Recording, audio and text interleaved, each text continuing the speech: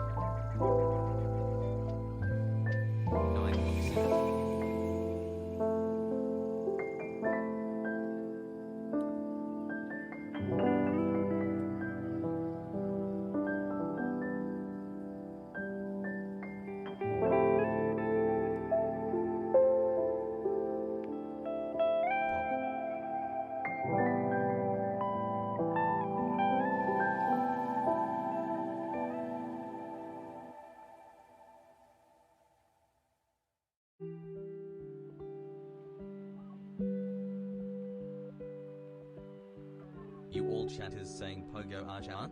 Really? How about we get some Pogo Arjan in the chat? Pogo Arjan.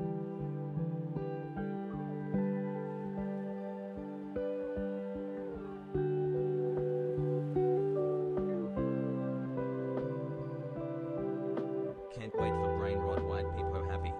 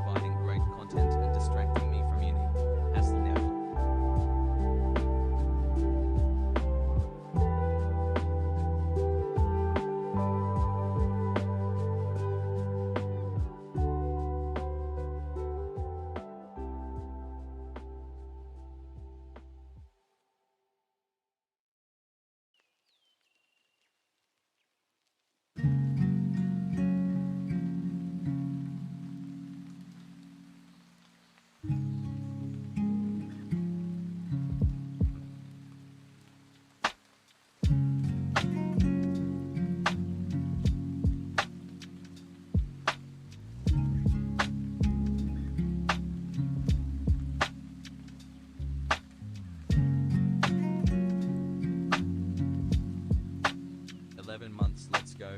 Thank you for your content. What a fucking liar, dude. What a fucking Weasley little liar, dude. What a fucking Weasley little liar, dude. Holy shit, dude. Fuck it. I'm saying it. 6 months of brain rot. Hashtag glad to have spent them with you, chat. Fuck it.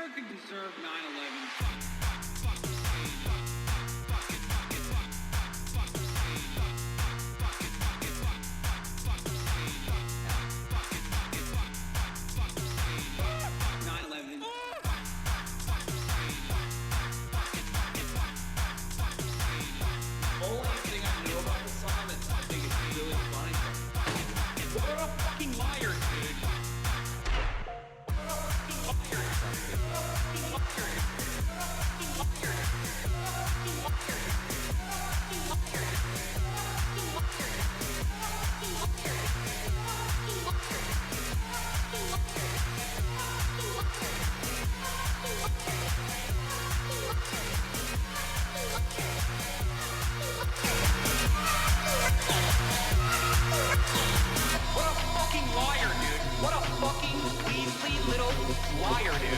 What a fucking Weasley little liar, dude. Holy shit, dude. Holy fucking shit, dude. Literally lying. What a fucking liar, dude. What a fucking Weasley liar, dude. What a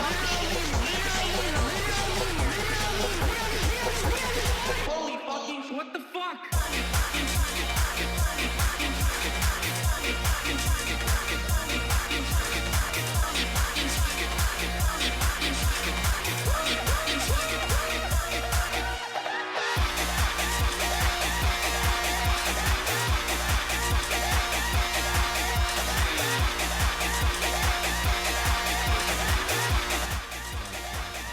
What's going on, everybody? I hope everyone's having a fantastic evening, fantastic afternoon, fantastic pre-noon. No matter where you are in the world, I'm Hasan Piker, and this is the HasanAbi broadcast coming to you live from sunny California, Los Angeles, folks. We are live and alive, and I hope all the boys, I hope all the girls, and I hope all the MBs are having a fantastic one. Because it is Sunday. It's Sunday, February 6, 2022, 11:29 a.m. And I'm a little late, and I apologize. That's because I was, doing some regular. I made a Twitter tracking your progress towards your 2022 resolutions. Oh no. Oh no. What the fuck is this? Oh no.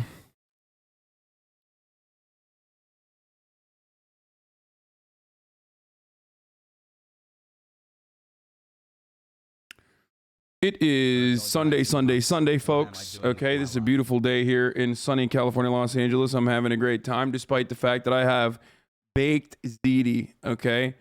Motherfucking baked ziti on my face. Do you understand? Shit's not poggers, dude. Look at this. Look. Leftist power has slammed. You see this? Now, with the incredible zoom camera, you can quite literally fucking figure out what's wrong with me in real time, you know? Look at how much I fucking, pissed that thing off, dude. Not good. Oh, drop your skincare routine? Like, do you mean just literally drop it in the ground? Because I don't do anything. I don't have a skincare routine, if we're being real. Pogo. Mia will never love you. What? Are you okay? Yeah, I'm quite literally rotting in front of your eyes, folks. I'm rotting in front of your eyes. I finger blasted that zit harder than Joe Bastianich finger blast ravioli. Okay? That's true. I literally fucking double tapped it. Like I'm Joe Bastianich on MasterChef Season 4, Episode 13. And you've given me raw food. You've given me a pie that is raw.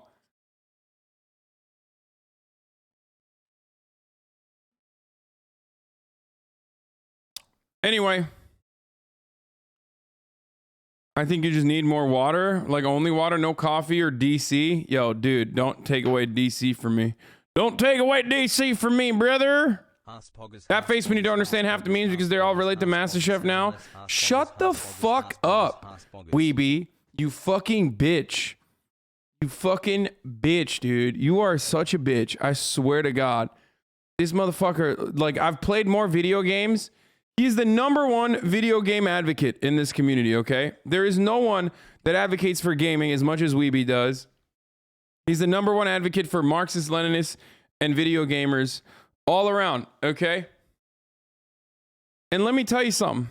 We love him for it, But also, he literally stays during MasterChef. It's not like he's not here. He's just a liar, okay?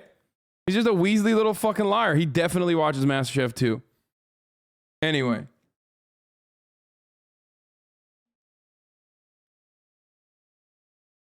So, lots going on today. Lots going on today. Lots to talk about. We have a double matinee finale today. Okay. It's Sunday. When me and Malkova comes, I don't know what the fuck we're gonna do. I mean, there's a lot of fun stuff that we could do. I'm just gonna ask her incredibly important, pressing questions. But why does this music sound like porn music? Oh yeah, me and Malkova's gonna be coming around these parts later. And what we're gonna be doing is watching the Joe Rogan Experience. Talking about complex geopolitical situations involving Ukraine, Crimea, the Donbass region, and, of course, Russian excursion into pre-Soviet Union or Soviet Union era territory. All right, you know, the fun stuff. We're going to be talking about the most fun, sexy stuff. That's right. Light your fucking candles, boys. Strap in. Buckle in. Because we're talking the Uyghur cultural genocide. That's right. Are the world leaders too silent? Or are they too loud and yet for some reason refuse to clean their own backyards for their own crimes against humanity? Okay, I don't know why I can't stop with this music still playing, but like, I have a great Joe Rogan video line for you, and Mia is here.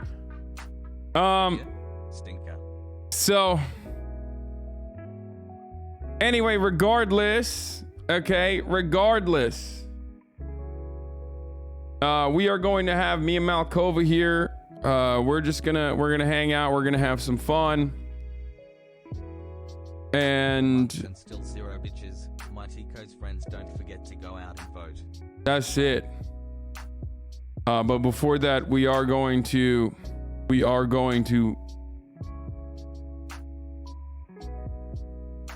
have some fun. We're gonna talk about, you know, we're gonna do a little bit of news coverage, a little baby news coverage, not really news coverage at all, actually.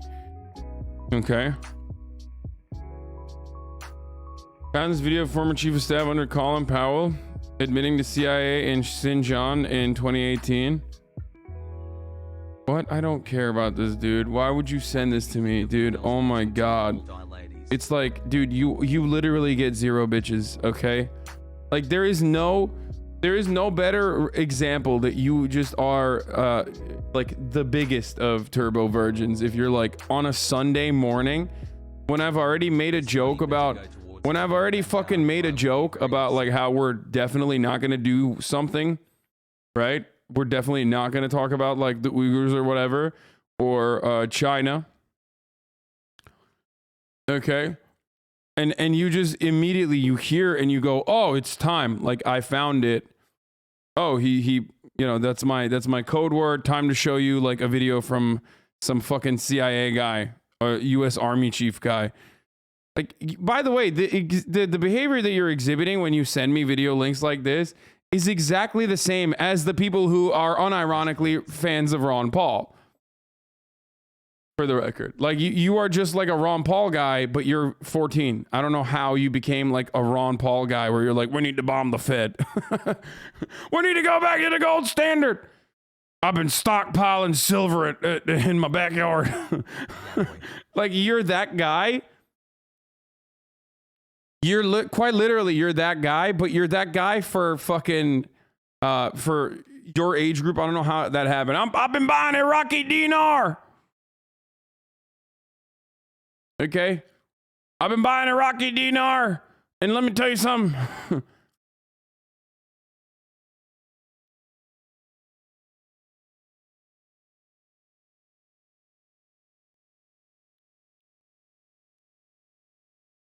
Why are people saying wrong Paul? No, Ron Paul is exactly the right one. What the fuck are you talking about, dude? No, I know what I'm saying. Why do you think you would ever correct me on like exactly? I know what I'm talking about. No, this man, Ron Paul, is the OG Mac Daddy of like the fucking Alex Jones lover libertarians. So no, I am right. It is the right Paul. The Ron Paul, okay? Right Paul is Ron Paul. Rand Paul is a bitch. Like, he's a pussy. Rand Paul does not ride or die in the same way with his convictions. Rand Paul would never send out a newsletter straight up being like, the Jews control the banks, okay? He's not going to do that. Ron Paul, he did that. He did that multiple times. Rand Paul, too much of a pussy to say the fucking... the civil rights movement was bad and wrong and morally abhorrent. Ron Paul quite literally advocated against it. Okay? Ron Paul will probably kill his neighbor. Rand Paul got his ass beat and had his fucking little baby spaghetti noodle fucking, lungs, or not lungs, his chest collapse in and of itself because of, over leaves. Okay, over shrubbery. Absolutely destroyed. Rand Paul is bitch made, okay? He has ramen noodle hair. His ribs fucking collapsed. They buckled like a picnic table at the mere sight of a stronger libertarian. That's how it works, by the way, in libertarian paradise.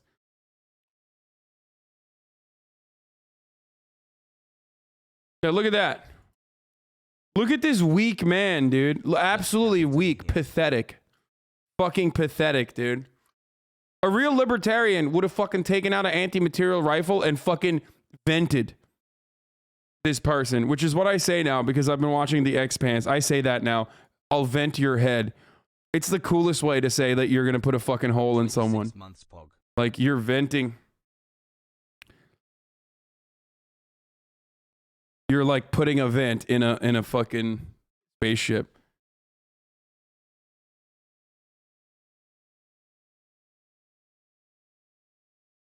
Hell yeah, brother. Are we liking the Expanse? Pretty good. It's so fucking good.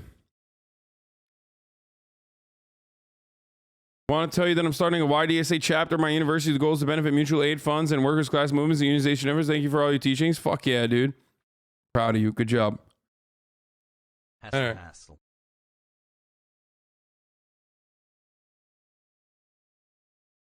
Video on Colombia, pretty please, titled Miserable Colombia, a country destroyed by drugs and violence. No. Bro, we're doing fun stuff, dude. Stop being this guy. It's Sunday, man.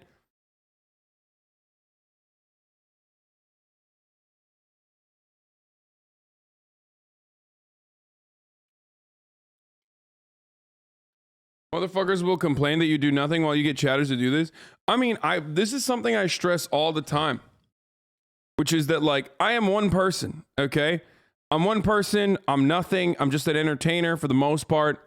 If I'm able to, get you to organize, if I'm able to get you to do stuff, that's fucking dope. And that is kind of the point. But, like, I can't do shit. I'm one fucking person. The whole purpose is for you to recognize why you're upset. Recognize why you're upset, recognize why you're mad, and use that anger towards, some sort of productive momentum that will ultimately work towards bettering the material conditions for working class people all around the world. Which is pretty funny, though, because it's like, people still make up this idea that I am a fucking, socialist Jesus Christ, right? Like they have this like fantasy in their head that I'm socialist Jesus. I've never presented myself as such. I don't believe that I am that person. I have friends that are, like also socialist content creators whom I love. And for some reason, they never get this level. Hey, Carter, thank you for the fat raid. And I just want to point out, by the way, that my fucking stun locks have been really, really short lately. Can I just say, I think I'm doing great. Not having LSF up my asshole has truly been a game changer, because like people on Twitter don't know what Twitch is, so they just kind of stay on Twitter. They just get mad on Twitter and they're like, meh, meh, and then they don't come into my chat to like say dumb bullshit, you know? Stun locks are only 2 hours instead of 4 hours now? No, way less than that.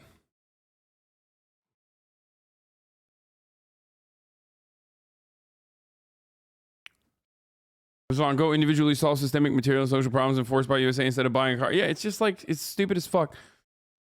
Like people always are just like, dude, do more, do more. It's like, motherfucker, you don't even know what I do. You don't even know what kind of car I bought. You're like fucking crying that it's a gas guzzler. You know what I mean? You're just angry. You're angry. You're angry. It's fine. Understandable. Just like, you know, use it towards something productive instead of what's right under your nose and right in front of you that other people are pointing to and saying that's really fucked up. So 13 months no child support. Hasan. Like I said last night, I tweeted this out. I said, nobody thinks I'm some socialist Jesus. I'm a Twitch streamer telling you why you're probably angry. All my content is free everywhere. I let people make money off their fan channels, yet some people still choose to give me money. At a certain point, I'm sure people will stop being mad at this, but I think that's too hopeful. I don't think that's going to happen. And people just fantasize about an audience that watches me, where they give me their last dollar instead of buying bread for their family, because I told them I'd be arming the revolutionary vanguard of Iowa with Kalashnikovs. Okay, and then they get mad on behalf of these imaginary fans. But like, I'm not a fucking leader. Like, I'm not. I'm not an activist. I'm not like a movement leader. I work with activists and I try to help them as best as I can.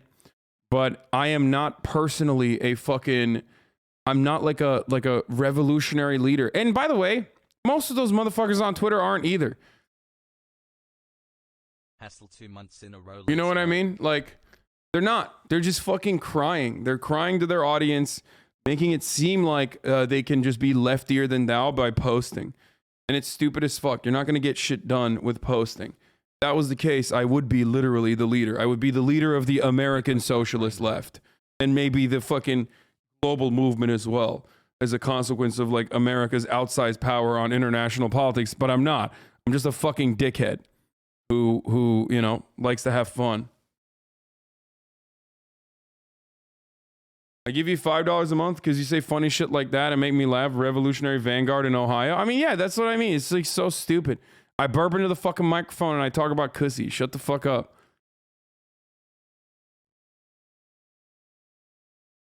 That's why I say great man theory is bullshit. Yeah, I mean, it's just, it's silly. It's silly as fuck. I felt like Michael Brooks could have been our leader. No, dude. Michael Brooks would have said the exact same thing that I'm saying, okay? We are entertainers. We are educators. In not my case, but like, hello chatters, it's my 23rd birthday. Like, we're not watching this fake socialist. I'm not like a fucking military commander that got radicalized by reading, I don't know, Marxist theory, and now I'm like also within the ranks of the military. I've moved into a position of prominence, and now I'm gonna fucking attempt a coup d'etat on the American government by making sure that like my soldiers are going in and storming the fucking White House or some shit. Like, I'm not that person. I don't even think that style would ever actually happen in America. You'd get fucking executed way before you reached anything like that. Okay? Yeah, socialist Jesus. Most of them are in the right. They're mad at capitalism. They love rewarded leftists with the toys that the same system doesn't allow him to achieve. Yeah, I mean, yeah, if you're a leftist and you're mad, that's what I'm talking about. Like, I'm like, dude, what the fuck? Calm your tits, brother and sisters and MBs. 17 months. And it's like every time you just pile on. You just pile on because like all you know me from is just another Twitter controversy that you saw in front of your fucking nose. So, kind of odd.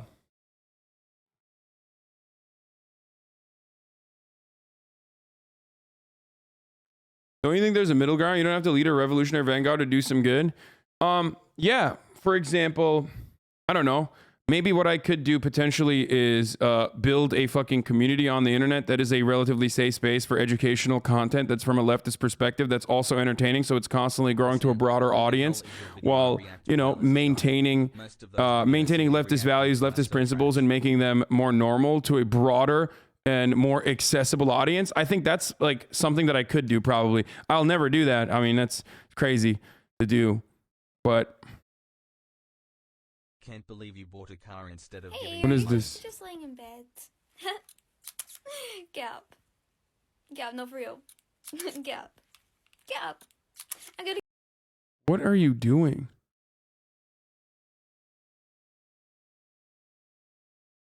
When can we get know what? Why did you send this to me? Jesus Christ. My might brought up the same Hasan could / should do more, but I think your whole platform is about educating and helping people recognize the failures of our current system and walking towards tangible changes. Yeah, like everything I fucking do, first of all, everything I do does not have to be towards, like fucking, you know, socialist causes, okay? It's not. Like, I'm a human being. And that's, you know, I like to have fun. You're slowly becoming a liberal, lol, right before our eyes, lol. Yeah, this is like my most frustrating fucking... This is the most frustrating thing, like long-term community members that see shit like this.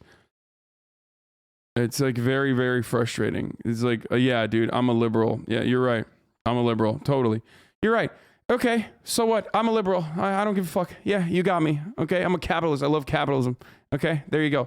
I'm still going to say the same shit. You're no different than motherfuckers who literally hear like a take or something clipped out of context and go, oh, Hasan is a white supremacist racist. And what do I say to them when they come in here and say, oh, you're a white supremacist racist? I say, yeah, you're right. You're right. Sorry. And I move on. Why does that not matter? Because my values and my principles are not going to change. Your perspective of me might actually change, but my values and my principles are not. It hasn't changed in the past fucking 10 years, and it's not going to change now.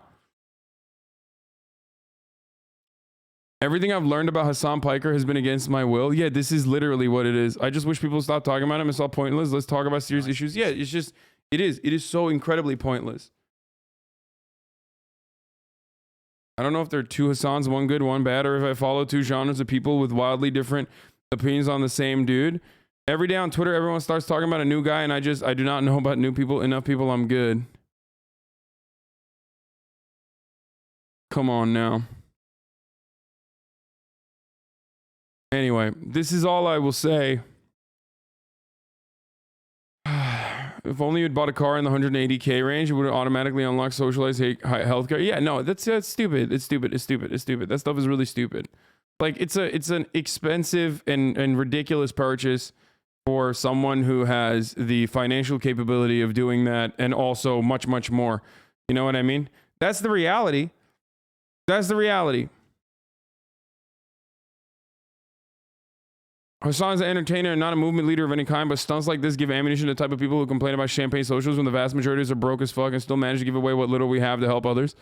Yeah, I mean, dude, I don't care. I literally don't care.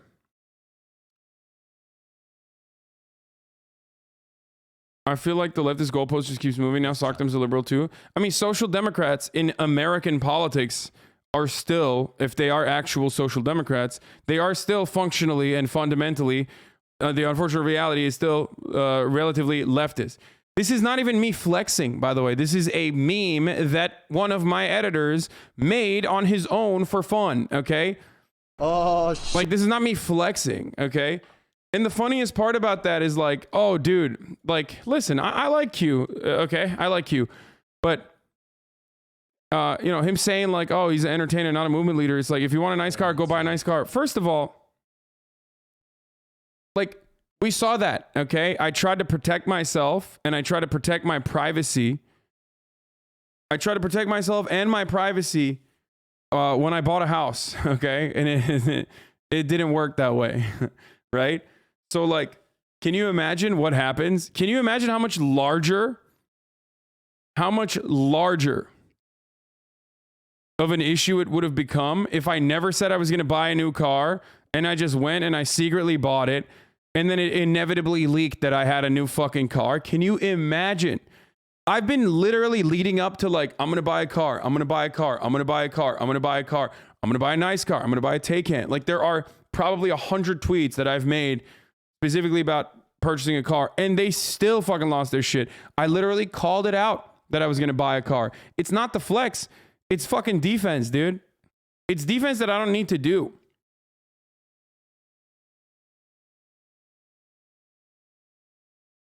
We know, by the way,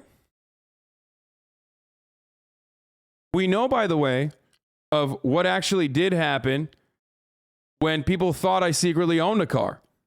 At shit camp, there were memes that came out about fucking me buying a Porsche when I had not bought a Porsche. At that point, I didn't even know I was going to buy a Porsche.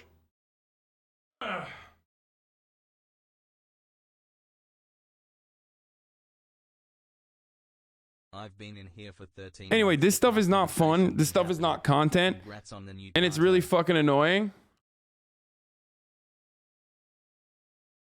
But it's just like, dude, everyone's always going to pile on.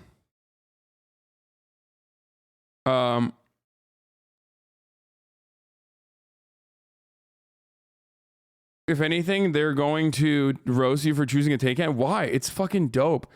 I wanted to get an electric vehicle, and I unironically and legitimately believe Taycan is the best one. Like, not to fucking hype it off or anything, but hype it up or anything, but like, I do legitimately think Taycan is fucking sick. Like, what? Oh, I should have gotten a Tesla. Like, get the fuck out of here, bro. Oh, bro, I can't believe you got a fucking. Can't believe you fucking got a Taycan. Oh yeah, I should have gotten a Tesla instead. You know. The 4-door that drives like a 2-door. With this himbo, it's been great. I have learned This is the perfect time to adopt the puppy as your redemption arc. You honestly carry this drama longer. Why not drop it and move on? Yeah, you're right. This is true. That's true. Let's move on.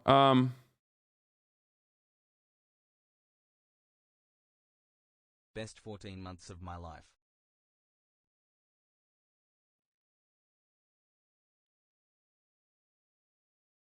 How's the charging been? I've haven't really charged it at all yet.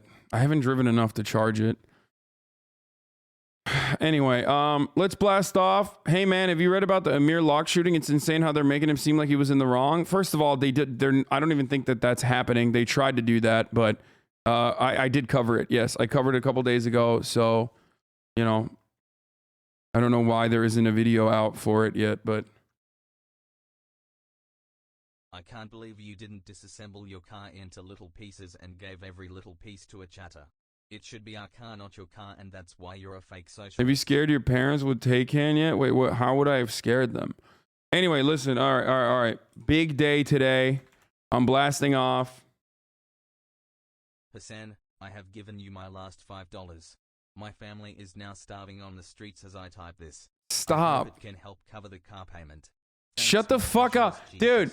You know what the worst part about this is? Like, people will clip that and think that that's serious. You know what I mean? Like, because people don't know what a fucking meme that is, right? 18 months, wow, big poggies. And they'll be like, wow, he just donated that. Like, that's real. That's real, actually. And like, some people are just, you know, unfortunately, lacking like the brain processing power to recognize that that's like obviously a joke. And then some people are doing it in the worst way possible. You know, they know it's a joke, but they still want to use it as though it's real so they can fucking make that serious.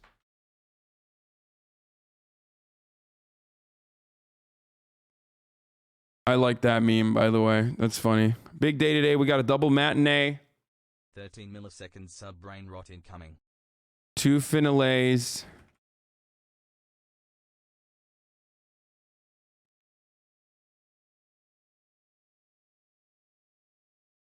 You didn't even buy it, you leased it, broke boy. I mean, I could have bought it. Like, it's not like, you know, I'm not going to fucking say, oh, I leased it because, you know, I was making the financially appropriate choice. Like, no, I leased an incredibly expensive car.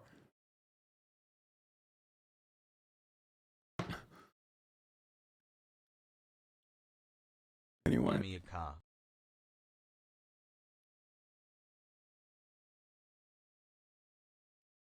Breaking, Twitch streamer buys 11 million gold cube. Congrats on Hasan the Hun getting his dream cube. Oh no. Hassle.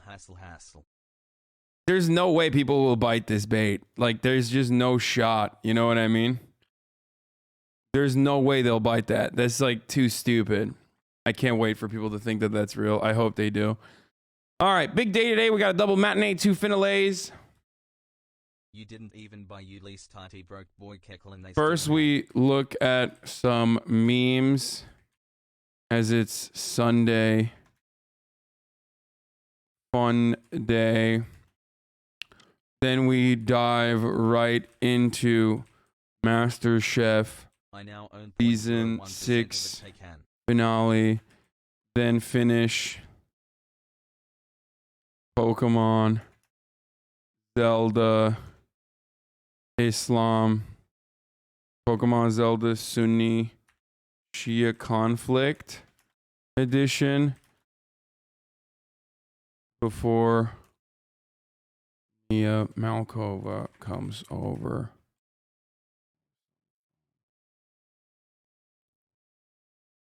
Dude, this is a slammed ass fucking day full of content, dude. No 9-month brain rot Perez. Double matinee. 2 finales. First, we look at some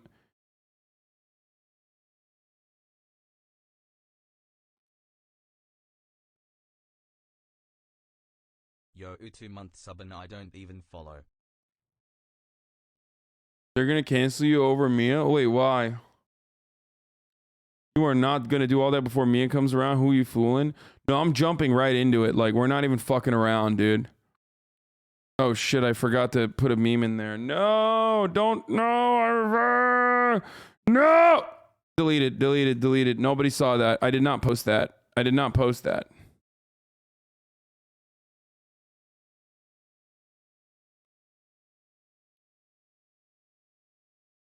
I'm happy for you to use my Bezos money any way you please.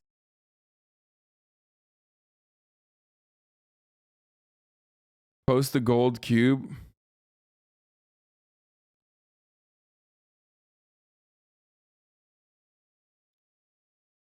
The annoying thing is, like, people were like trying to say when I said stop calling me socialist Jesus, or like I'm not some socialist Jesus. People were like, oh, does he mean he's not some socialist, comma, Jesus? Like, yeah, you got me, dude. Okay, I'm not a socialist. Okay, there it is. Like, who cares? People try to fucking act like being called a socialist is not literally a fucking pejorative in most circumstances. Okay? In the eyes of the average person, in the eyes of the average human being, like, being considered a socialist is a bad thing, okay? This idea that, like, socialism is, like, how you grift and how you make money is hilarious because there's, like, 3 fucking leftists out there on any platform that actually has been able to make, I see a lot of financial success, okay? Anyway, I just keep saying that. Love you. I'm bourgeoisie. Fuck yeah, dude. I'm a fucking small business owner. Okay, I'm a small business tyrant. I'm the worst.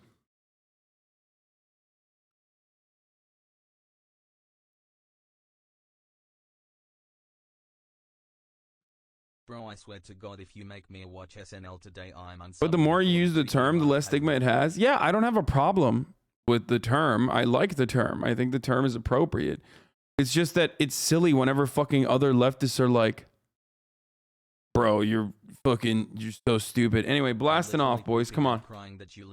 Motherfucking blasting off. Okay, we're doing blasting off shit.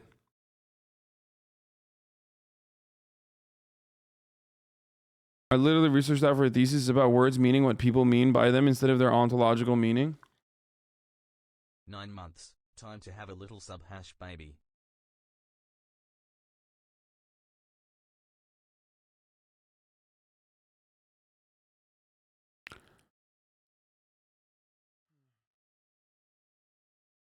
Bro, people are made that you are a success. You're trying to say people aren't mad that you're successful. It's just that you're buying this and that is excess while many starve. Dude. I'm going to keep it $1.50 with you, okay? You eat food every day when people are fucking starving in Africa. when people are starving in Yemen. There's an ongoing famine going on. I don't see you going out and fucking fighting alongside the Houthis, okay? I don't see you fighting against Al Qaeda and the Saudi government. I don't see you fucking strategically cutting out the weapons supply into Saudi Arabia that is like literally massacring the people in Yemen. Shut the fuck up. You don't like, that's not a normal thing. I do what I do, and then on top of that, I do help mutual aid. And when I do that, no one gives a fuck when it's fine. I don't want people to give a fuck about it, okay? I'm not doing that for brownie points. I'm not doing that for the fucking dumbasses on Twitter. I'm doing that because it makes me feel better. I'm doing that because it does genuinely help out, okay? No one ever calls Danny DeVito a fake socialist for owning an $85 million house until 2018. You buy a decent house and a car that is too small for a huge body and everyone loses mind. Yeah, I just like, doesn't matter. Doesn't matter. Like, the anger that the folks have are ridiculous. Like, not the other way around. You know, it's just sad. It's just fucking weird. Like,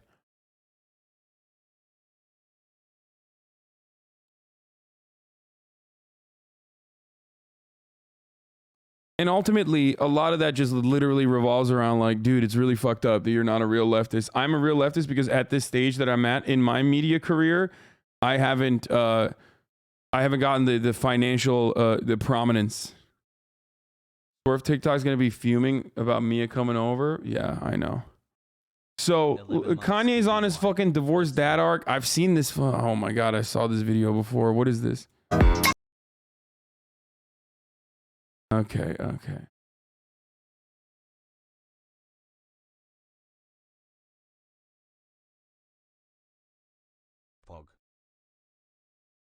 Some people just like want me to fucking stop doing what I'm doing the best, what I'm the best at, what I'm good at, and are just like, dude, just only do mutual aid. That's the only way to do it.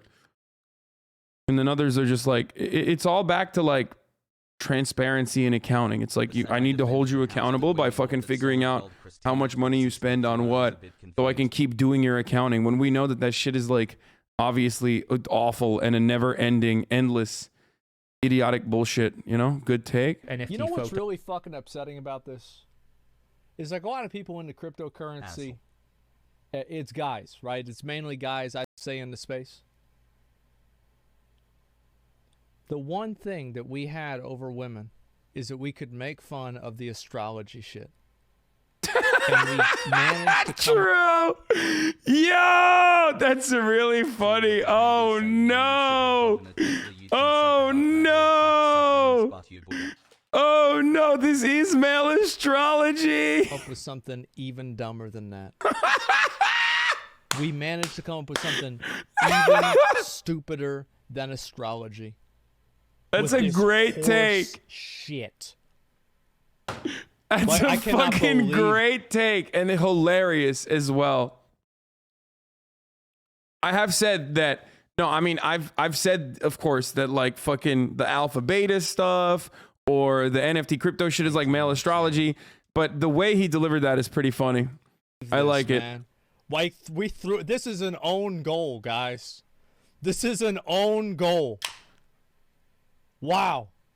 NFT you know what's really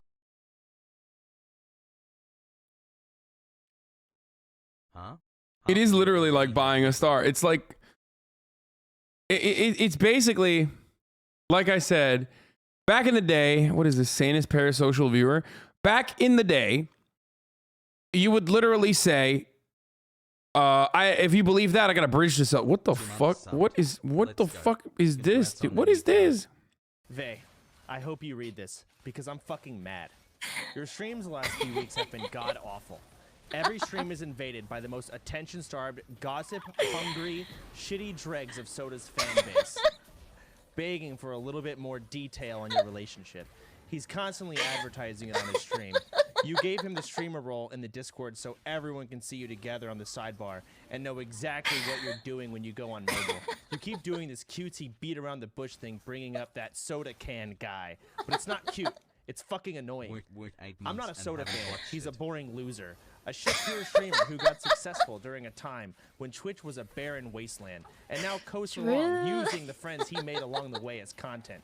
I couldn't give a shit about him. I also couldn't give a shit about who you're fucking. I don't really want to hear it, whether it's soda or someone else. But the two of you advertise it so blatantly and constantly that I can't help but be reminded of it every. Okay, I can't tell if this is like a funny soda poppin' fan that like wrote this as a joke. Schmiz check logs. Love you, Arjan. Yeah, soda poppin'. It's got a dick like a soda can, baby. That's why he's called soda poppin'.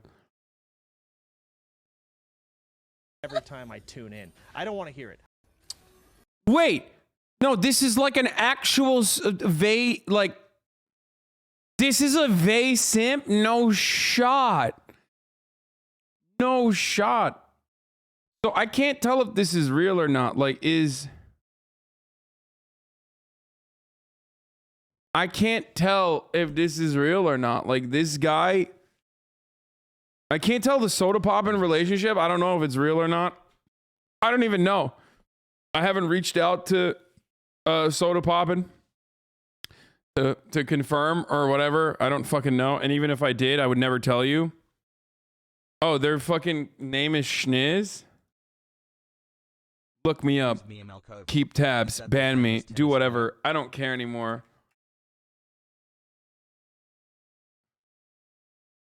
Oh, they're sad.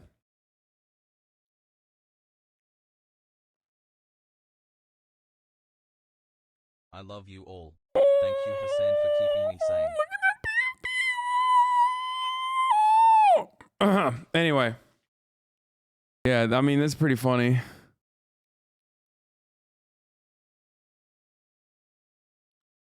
The thing I've always said about NFTs is like, listen, you would say back in the day, like, if you believe that, I got a bridge to sell you, and now motherfuckers want to buy that bridge. Okay? That's it. You've heard me say it a million times over. I'm still blasting off, dude. Okay? It's blasting off. Kanye West is on his divorced dad arc, but before we get to that with this fun video, let's take a look.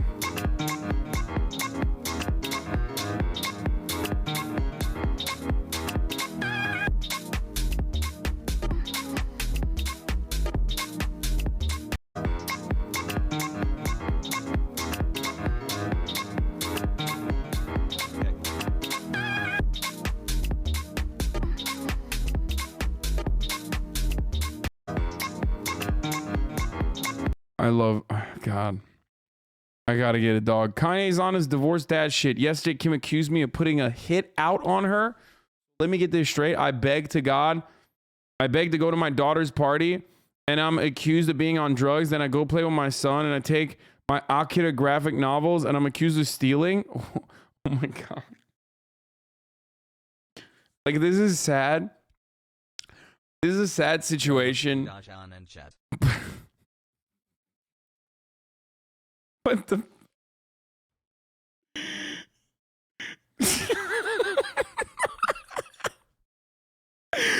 You didn't have to put that line in there, bro. Like,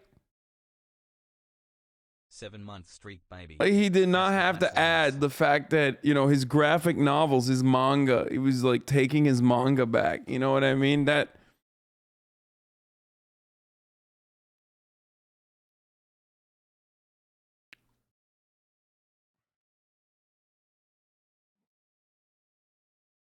Ay, ay, ay. I take my Akira graphic novels and I'm accused of stealing. Now I'm being accused of putting a hit out on her. These ideas can actually get someone locked up. They play like that with black men's lives, whether it's getting them free or getting them locked up. I'm not playing about my black children anymore. This is such a weird situation because it's like there's, you know, you can't do this publicly. Like, that's the worst way to try to do it. But then it's also the Kardashians. Like, you can't, what are you going to have a private conversation?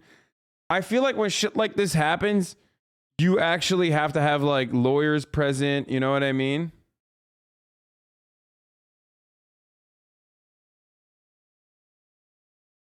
Yee boy. Like, you can't just be, you know, you can't just be having like a fucking convo with Kim Kardashian. That's not a thing.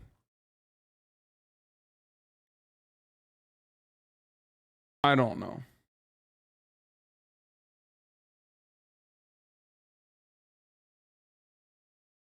Don the 2 finna be straight. He also posted a cousin of Kim asking for Yeezys during the drama today too, lol.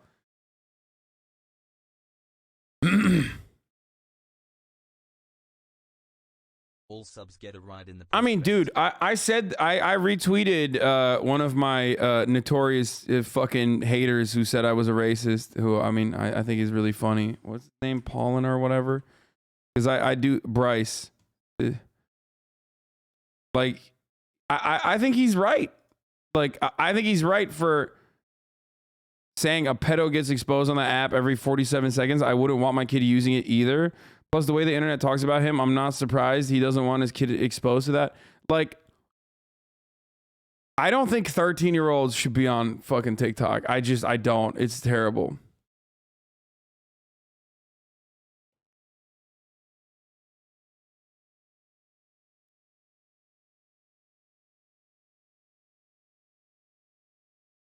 Look at this Kanye tweet. Weird. I did look at this already. I've been here longer than your hair. He says we gotta get fucking we gotta get Kanye away from Candace Owens. You know what I mean? That's what we gotta do as well. I wish I never had the internet until I was like 15, 16. Should have been just playing games and having fun until then. I mean, dude, no, there's like shit that is fine. No Spirited Away. No way Spirited Away is better than Akira. No way. Sorry. Was just looking at a YouTube of top 10 anime films. That's awesome. Yeah, he's a prolific poster. I mean, he's a poster. He's a prolific poster. And also on top of that, he's now in his divorced dad arc. Like, this is a devastating combination. This is a dangerous combo. Don't know where it's going to go, but it's not going to be good, okay? No matter what the fuck happens, it's just straight not going to be good. Did you see the one with Kim's cousin? Kim's cousin really messaged Ye trying to sympathize with him and then proceeded to slyly ask for Yeezys. Hi, how are you? Hope all is well with you and the kids. I saw your post on Instagram about TikTok and your daughter. I'm happy to share what I know about that since I'm a single mom and want to keep my kids off the internet. Call me or let me know if you want some information. Hope to see you soon. I don't feel like talking about it more. Dragged into a dark world now that my kid's getting dragged in. I'm so sorry. I didn't mean to upset you. I'm not upset. Is it safe to buy Yeezys on StockX?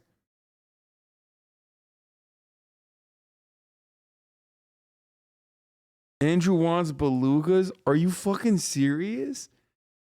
Bro, that's not even subtle. That's so fucked up. Enjoying your content. Thanks. Hey, I know you're like, you know, I know you're bipolar and like having a bit of an episode while also like an episode built around like a legitimate fucking meltdown. Okay? Like you're not, you know.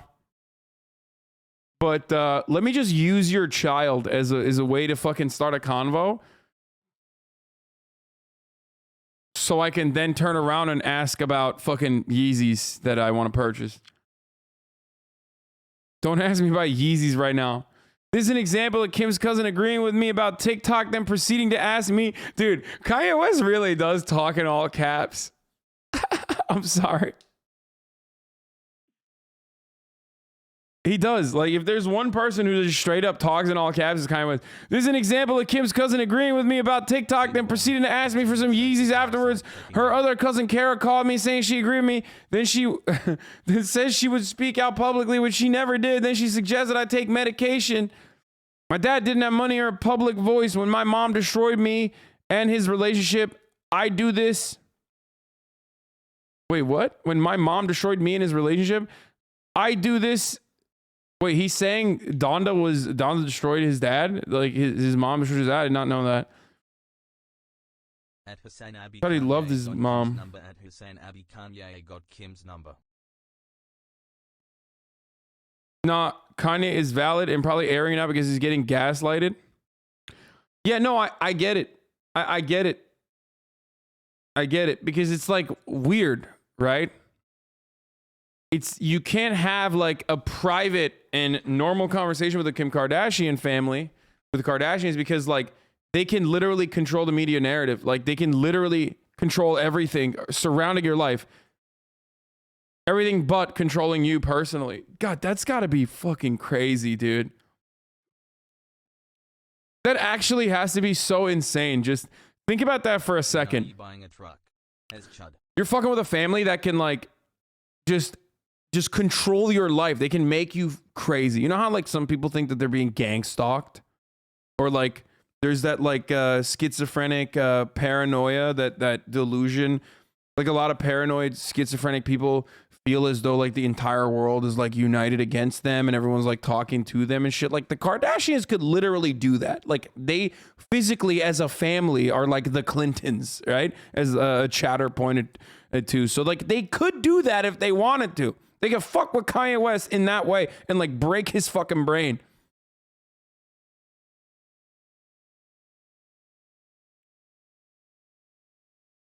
Can you talk for 5 minutes without saying literally or like once? No, I can't.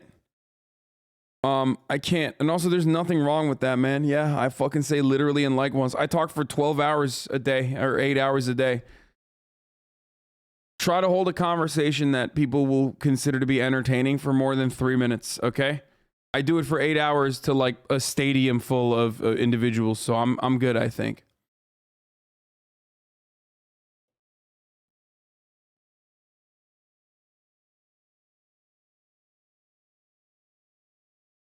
Anyway,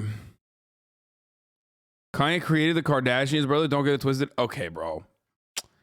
Even Kanye West would not agree with that. I think he would say that Kris Jenner is like the demon responsible for that. Like Ryan Seacrest and Kris Jenner are the demons behind the Kardashian clan.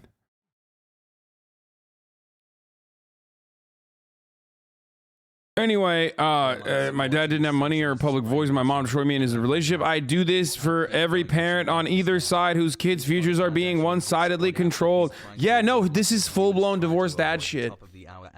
He thinks he's like fighting for the liberties and rights of all divorced dads on the planet. You know what I mean? And that's, you know, that's delusion for sure. And his fan base is going to be like, oh no, he really is. He really is doing that. He's like inventing divorce court. He's invented the divorce dad aesthetic. I wonder what this will do for the culture in general, though. I do want to understand. Like, I wonder what will happen to the culture as a consequence of that. Like,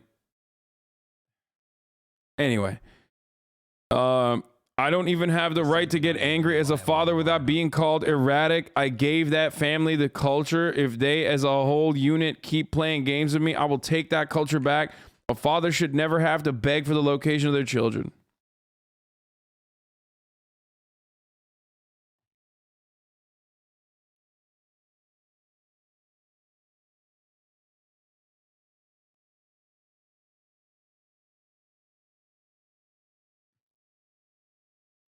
So it's cute when Lil Bro does it, but when Kanye does it, he's obsessed with controlling his child. Kim Kardashian's nephew Mason Disick advises her not to let North West go live. Hi, I don't want to disrespect North, but I think she should. But I don't think she should do the lives unless someone is with her, because people are always screen recording and she might tell information that is incorrect and stuff like that she will regret. I did the exact same thing as she did. I would do the lives, and now I regret saying one of the things that I said just in case for safety. I love that that's the fear. The fear is that, you know, he's going to fucking leak shit. Like, not that this person is going to lose their, like, they're going to go crazy. They're 8 years old. I appreciate you looking out, Mason, and I agree she felt bad, and I don't think she will do it again, but it could be good if you talk to her about it. I'd love to talk to her about it next time I come over, maybe. I would love that. Thank you. Sleep over soon. A helpful king. Wait, this is 12? He shared a rumor that Pete Davidson had AIDS. I don't think that's true, but I don't know if that, like, I mean, I don't think Pete Davidson has AIDS. And I don't think that he actually shared that rumor. Like, I don't think Kanye shared that rumor, but it's really funny that it's really funny to think that he did. I think that's like a DJ Academics made up story. Okay. God, I've been following this drama way too much. Okay. I should not know this much about this fucking drama. God damn, dude. This is a dude's life who's like Yeah. DJ Academics is that meme where he's like, my face when I make stuff up on the internet, like the Squidward, the evil, mischievous Squidward face. Why do you love Kanye so much? Why do I love Kanye West so much? He's one of the most entertaining fucking artists on the planet. What are you talking about? Both as like a person and also his music is great. Brain rot setting in. What do you mean? Why do I like Kanye? What the fuck?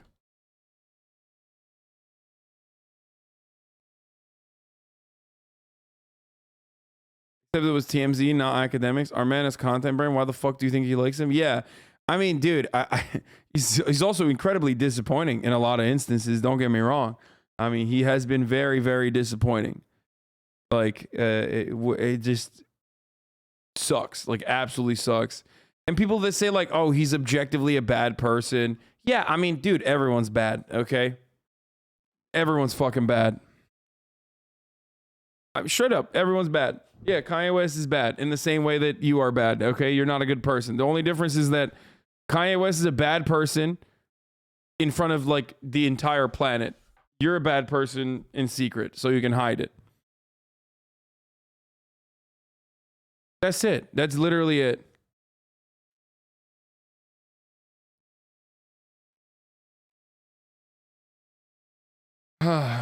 Anyway, it's just, I'm a bad person when I announce the top of the hour ad break 22 minutes in, you know what I mean? You're like comfy. You've already gotten in the mood. You think like no ad break is about to happen. And then bam, I just fucking hit you in the face with it. And you're like, oh, come on, dude. Come the fuck on, dude.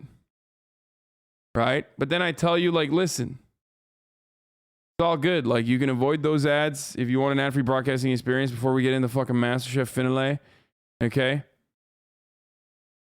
Which is coming up now. Yeah, that's right. Early as fuck. 2 months, Pog.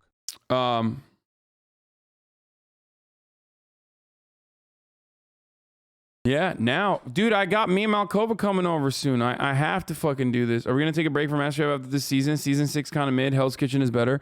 I might do Hell's Kitchen. Yeah. Anyway, yeah, if you no longer want to see those ads, all you need to do is subscribe. You can do that for $5. You can do that for free with a Twitch Prime. You can do that by... Thank you to Larry Jackson for giving me Kim Kardashian's number. Oh my God.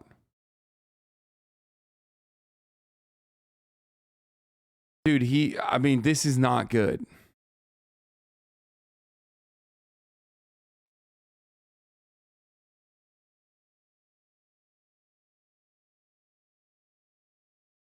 This is fucked up. This guy goes, this is fucked up. This guy goes, there we go, yay. Send it to me. I'm about to steal her from P.T. Davidson real quick. It's fucked up.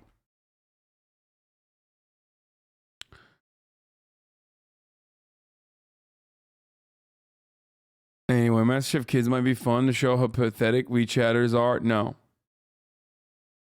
No. Technics, thank you for the 5 gifted subs. Oh, fuck, I forgot the ad break. Here it is. I think I might do Kitchen Nightmare or Hell's Kitchen, one of those, you know? Hey, yo.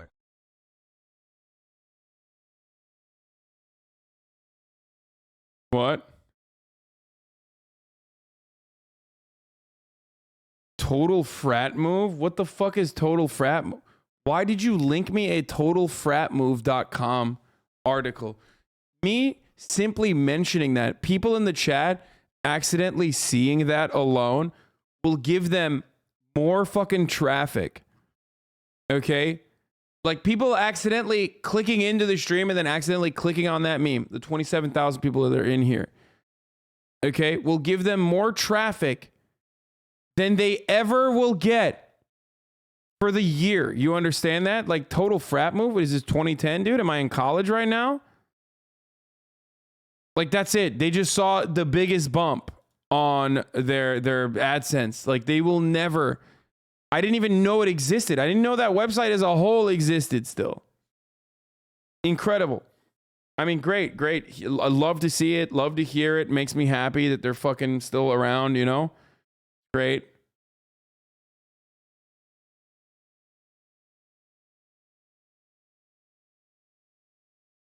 Please do some kitchen nightmares in the future too. Hotel hell is the best. Do you feel like doing crime vids soon? We can do all of that. We will do all of that, dude. I think one of the things that happened with MasterChef. One of the things that happened with MasterChef is that like it kind of turned all the React content into MasterChef. Like it sucked up all the rest of the React content. And there's so much good shit out there on the internet, like React wise. You know? Like there's so much good shit out there. And like people are always like, oh, MasterChef win, MasterChef win, MasterChef win. It's like, well, okay, fuck MasterChef for a little bit. You know, I wanna go back to like cool shit, fun shit. 16 months Pog. Not that MasterChef is bad. It's good. And it's been a lot of fun. And there's also more MasterChef episodes that we can watch.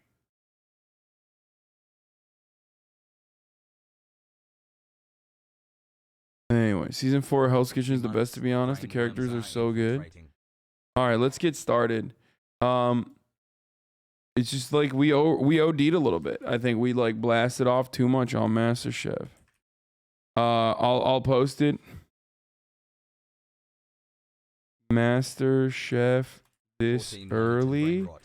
What?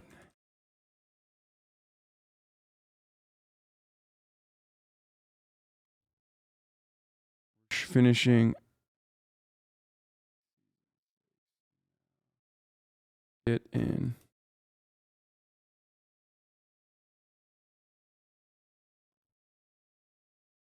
Yeah, I did see the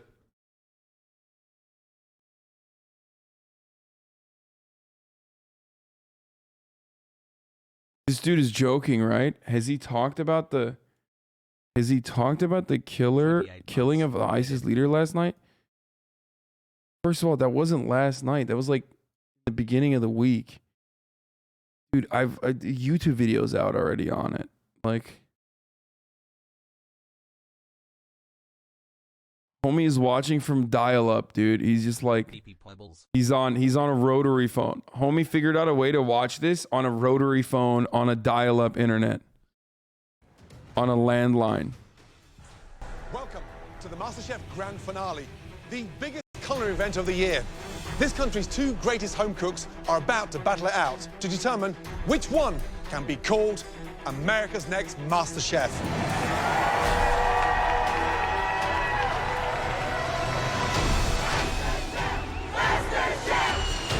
America's 40 best home cooks were unleashed in the MasterChef kitchen. 30 minutes to change your life. To battle for their ticket into the competition. I have nothing to go back to. A MasterChef white apron. But to become the very best, we put each and every home cook... It will not happen! ...through fierce pressure, lift, and intense challenges. The Cowboys are arriving. Come on, just bring it! Where is my fish? Your Vegas entertainers have arrived. Woo! What is this? It's a celebration, not a cremation. We only cared about one thing, how well they could cook. I'm very impressed. It's incredible. By the end, I'm sorry, your MasterChef journey ends here. Just 2 talented home cooks remain. And it all comes. What the fuck is that UFC fight promo, dude? Just 2. What is happening right here? They cut this like they're about to punch each other. You know what I mean? Oh, I forgot to fucking tweet out that I was going to watch the MasterChef finale. Oh my God. I totally forgot to blast off. Damn, dude. I'm sorry. There's going to be fucking MasterChef homies out there that think I'm going to be watching it at like 3 p.m., 4 p.m. like I always do. They're like, what? No! Anyway, let's start. Talented home cooks remain. And it all comes to a dramatic conclusion tonight. The first home cook is Derek, a 28-year-old musician from Fort Myers, Florida. As an Arkansan, I have a very important question for my handsome Turkish master chef. Is Frito-Lay bean dip technically a hummus? Just wondering. No, because it doesn't have. It's a different kind of bean that you made it with. I will answer seriously. No. Before MasterChef, I was a struggling drummer living. Oh my God, he's literally in his underwear. He's literally. This is the highest level that you can be at as a drummer. Okay. There is no higher level you can get to as a drummer other than just straight up having your fucking cock and balls like within striking distance because you're just wearing your underwear. That's it. Like no sleeves is like the first level. Y'all thought Derek without sleeves was gonna be fucking hardcore. Like that's nothing, dude. Okay. The highest level is just naked if he's naked. But gig to gig. My cooking was at home for friends and family and my girlfriend, and everyone said, your food is so amazing, you need to do something with it. And here I am, laying it all on the line. Driven and competitive, Derek has never been afraid to let his fellow competitors know Yeah, baby. that he considers himself the front man in the kitchen. Bring me sliced tomatoes, please. Follow me and white. read the books they want to ban. What? Dude, stop. Why are you guys so... Are there like extra weirdos in here because of the fucking car drama that like remembered that I exist or something? I hope Steven wins. Like, there's like hella people in here that are like, no, just be a fucking buzzkill. Like, this is Sunday. We're not doing fucking whatever news you want me to do. We're very clearly watching MasterChef right now. Okay? I'm a bad person. I'm not a good person. I'm not a revolutionary. Okay, I'm bad. I'm boring and bad. Please stop watching if you want boring content.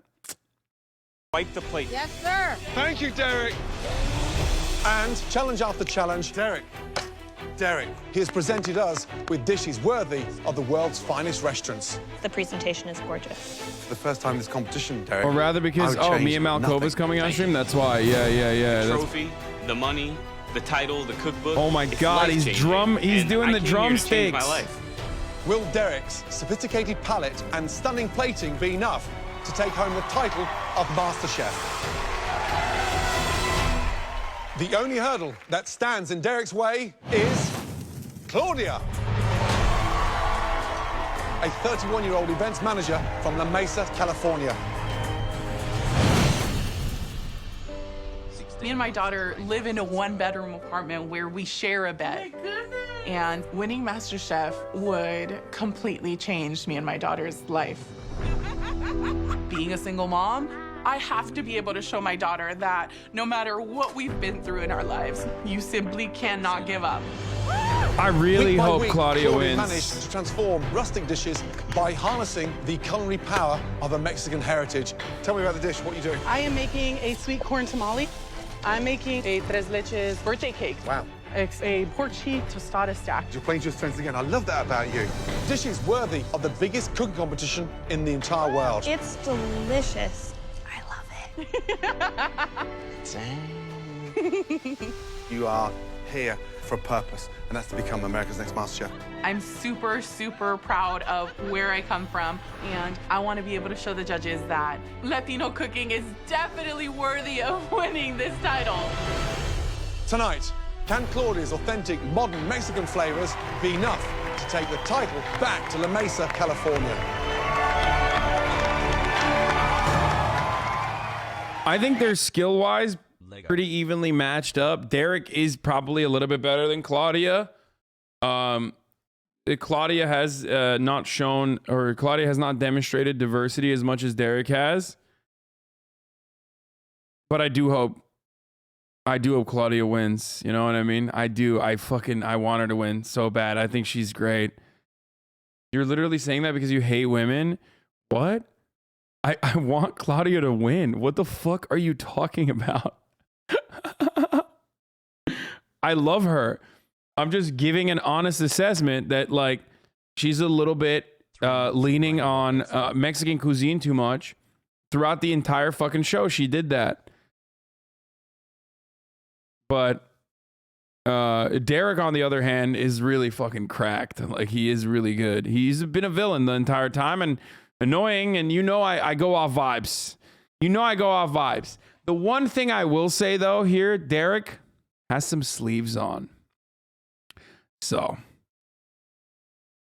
that's really going to set him back. Unless he just like rips the sleeves off midway through just to fucking get a power up like Brock Lee, then I don't know. But right now, sleeves are going to keep him. They're going to keep him back. Congratulations, Derek and Claudia, on making it here to the MasterChef finale.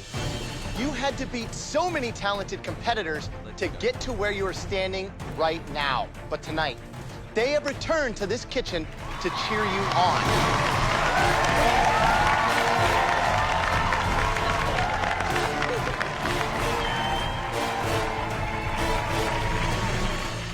You've both been away from home for a long time.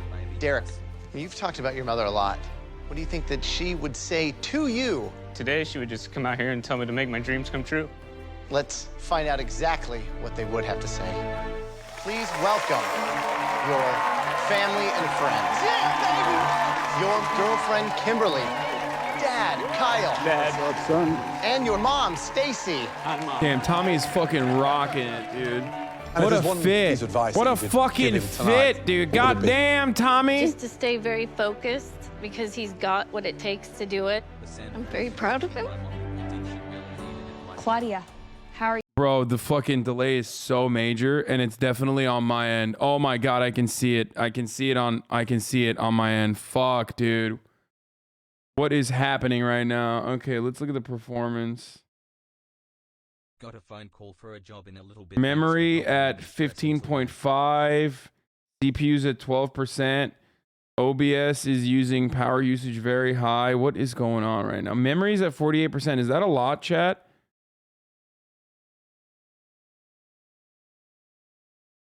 Let's go, Mexico. 10% CPU, 14% CPU, 48% memory, 0 disk, 1% network, 12% GPU.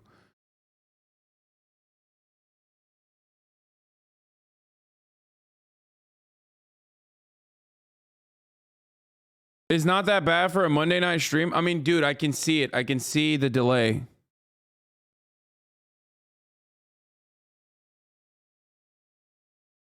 There's like a little baby delay. It's not a 2-second delay. No. Not latency, chat. There's a delay between the audio and the video. It's like a minor desync, and it happens since I fucking built this behemoth of a studio. Here.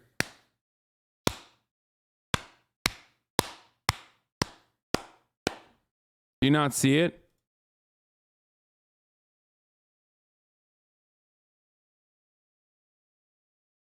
It's not bad. It's like a little bad. It's not terrible. You can see it better in the video. I haven't seen my daughter in months. Please welcome your family and your friends. Your daughter, Yanixia. Your mother, Julia. And your stepfather, Martin. The father that stepped up. For some reason, is more noticeable on PC, but not mobile. Wow. Well, mobile is just fucking mobile. You know, y'all already have a built-in delay. You know what I'm saying?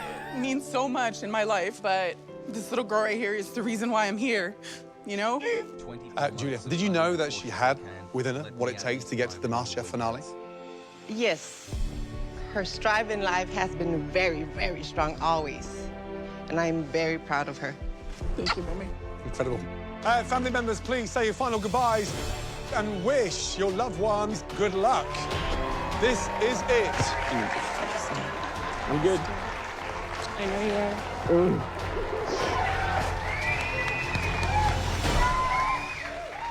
Tonight, we expect a 3-course culinary masterpiece, an appetizer, an entree, and a dessert.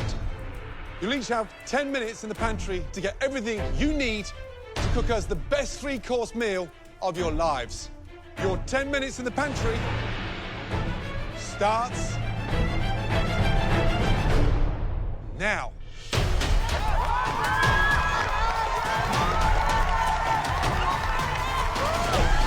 Derek versus Claudia. Claudia's about to make Mexican food. Straight up. Versus this melting pot, rustic Mexican. Notice how Derek wasn't as fast as he could be. Like, we've seen Derek be super fast. Do you guys want to know why?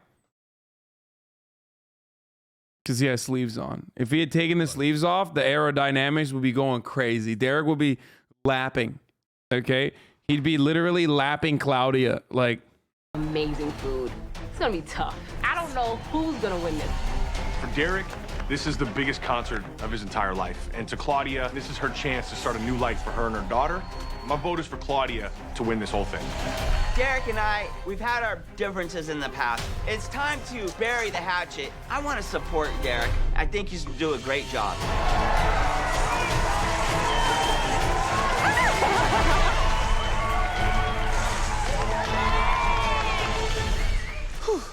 First up, your appetizer. Derek, what are you making for your appetizer? Tonight, I'm doing a spiced pork belly with watermelon 3-ways. Claudia, what are you going to be making for your appetizer this evening? I will be making a wheat lacocha tamale with a crispy pork chicharron, embellished with a amazing cactus salsa, and then finished off with an avocado crema. Clearly, neither of you are playing it safe tonight. like Joe Bastianich would shit all over that. He'd be like, really? Really? Chicharron? Don't you think that's a little below what is necessary for the MasterChef finale? You know what I mean? Like, that's... Really? Don't you think that's a little unrefined and too ethnic? You'll both have just 60 minutes to make us those stunning appetizers. Your 60 minutes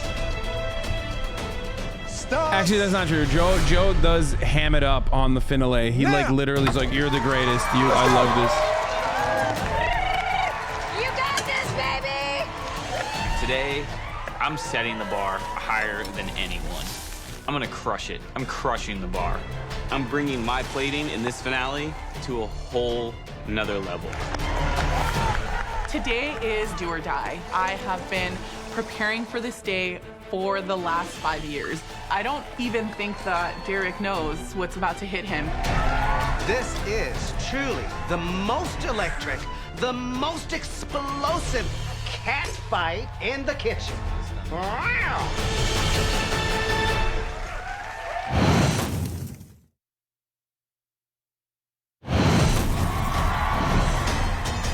It's modern Mexican cuisine versus contemporary American as Claudia and Derek battle it out over a 3-course dinner that they'll serve to the MasterChef judges. For my appetizer, I'm making a wheat lacocha tamale served with a cactus salsa and an avocado crema.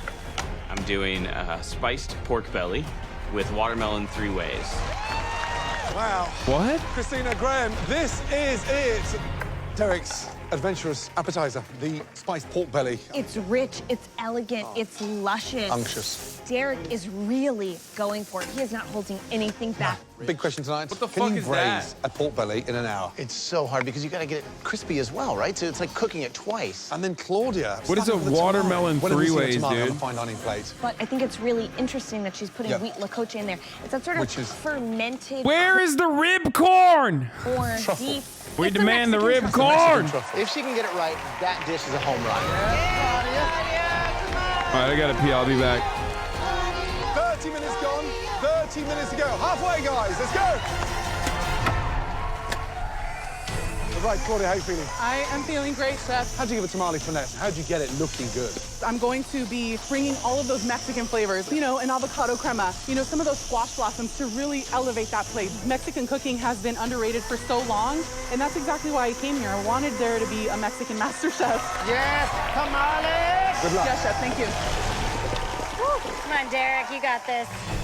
Derek. How we doing? Good, we want to hear more. So I'm doing the pork belly spiced with watermelon 3-ways, pickled watermelon rind, a watermelon sauce, and then I'm going to infuse watermelon with lime juice, Thai basil, really bringing in a lot of flavor. Well, I mean, from pickling to cryovacking and using a pressure cooker for pork belly, there's so much that can go wrong. You know, I actually don't think it's risky.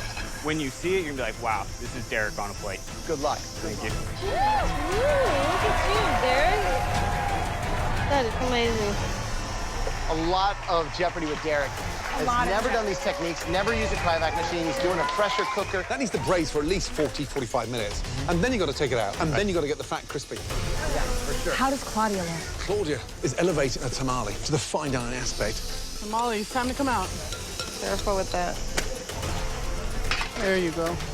You can see those tamales now. Incredible, beautiful, Beautiful. Those tamales smell amazing, Yeah, Claudia. qué sabroso.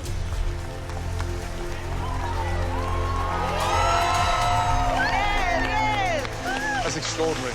Tasting your own food. I want an episode where they pay an homage to the previous season in the hope that someone has to elevate ribcorn. That's a silly demand. How could you elevate ribcorn?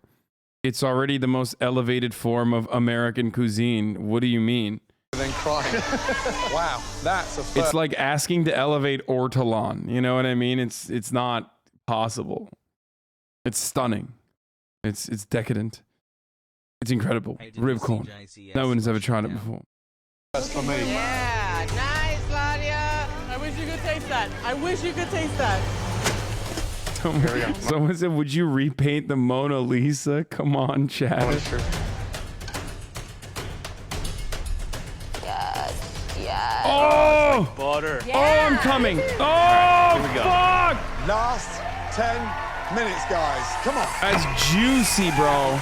Peter, Yes, sir. what's going through your mind? Oh, that pork belly. Derek has a great imagination, and he's setting a trend, you know, and I think that what he's doing right now is blowing my mind, you know. Thanks, Stephen. Shelley, Yes, chef. how's it looking from up there? Claudia putting her culture, her heritage, and who she is on a plate. And from day one, every single plate she's put out is with love. And if she puts out love today, she's gonna win this. Less than 2 minutes to go. Not looking great, dude. Not gonna lie. Does he have enough time to plate these things? Yeah, he does, Stacey. God, I'm shaking. Guys, remember, we eat with our eyes as well. It's got to look beautiful. That looks gorgeous, Claudia. Thank you. I'm freaking out. I'm freaking out. Come on, 30 seconds left. Here we go. Come on, guys. Woo! Let's go, go, go, go, go.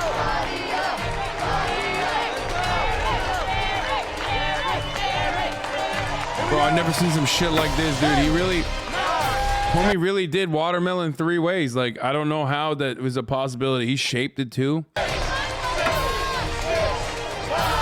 4, 3, 2, 1. Well done. Derek, Claudia, please bring your appetizers down. Shape equals win, 100%. There's a couple of things that give you an immediate intro, okay? There's a couple of things that immediately elevate you, okay? Shaping fruits, shaping rice, automatic W, spoon pushes, like these are important for presentation. Remember that. Derek, who do you think has it in the appetizer challenge? The pork is crispiest. Wait, I've they're not ever got eating the it skin. anymore? I mean, it's right on. They're not going to the fucking back room and eating it, dude. Derek fucked this up, dude, in the best way. Like, I mean, in a positive way. He just fucked this entire competition in the pussy. Okay, he just. With all due respect, I think I've got it. Claudia, how do you feel? I feel like my dish definitely stacks up. I think I've got the height taken care of too. It's not always about being the tallest. Please, very carefully, bring those stunning appetizers into the MasterChef restaurant. Thank you. It's the finale. If you want to win, you got to take risks. Cooking pork belly in an hour using a vacuum compress machine. I took it to another level, and it's gonna pay off. It is now. That's fucked up. Time to That's begin. actually fucked. She just fucking destroyed him. She literally just went. "Bra-ta-ta-ta-ta-ta." She did this, but instead of aiming like this, she had to aim down. You know what I'm saying? Oof, that's fucked up. But Derek is not a short king. He's a bit of a manlet instead of a short king. So, Tasting your appetizers. Derek, let's begin with you, please. like, will he actually win the competition after that? Like, I don't know. Even if he wins, did he actually win? Did he truly win? I feel like he's gonna go back home thinking I did not win that competition, even if he did, you know? Fucked up. please describe what we have? Well, I mean, don't tell me if you know who won, spiced obviously. Pork belly with watermelon 3 ways. I made a sauce, I pickled the rind, and then I compressed and infused the watermelon squares. Enjoy.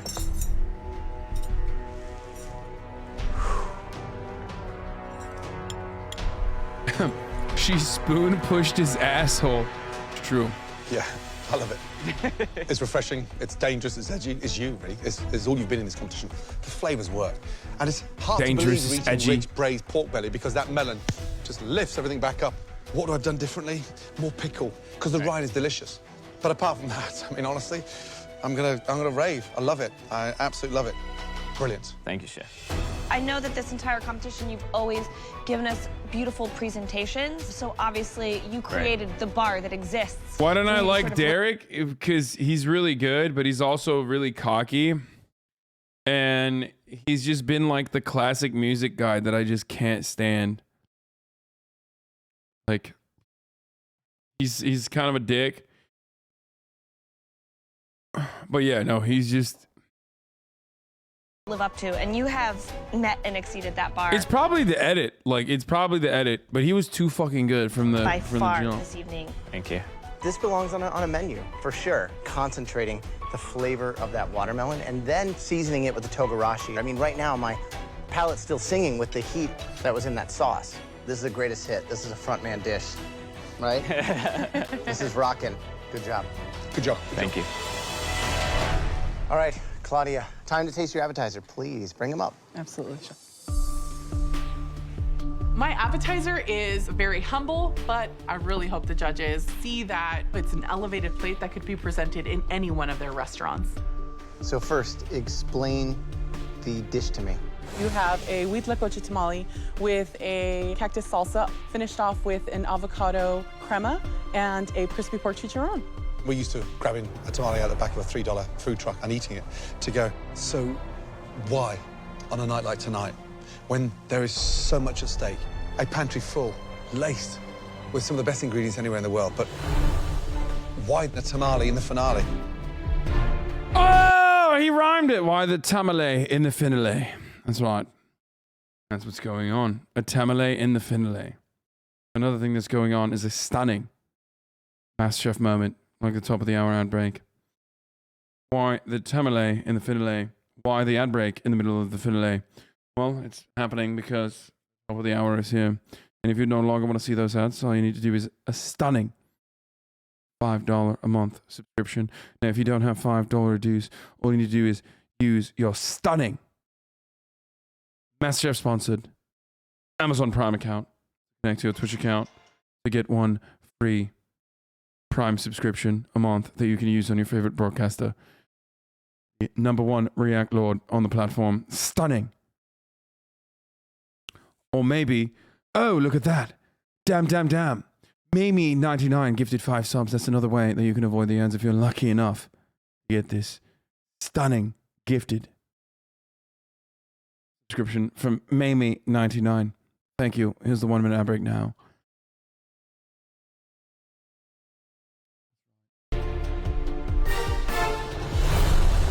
Stunning gifted. 5 gifted. Stunning.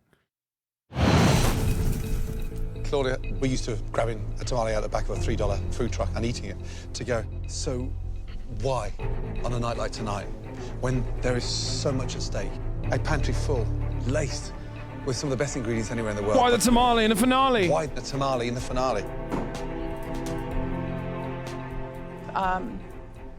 I will never shy away from who I am, and a lot of Mexican cuisine, chef, is the simplest of ingredients elevated.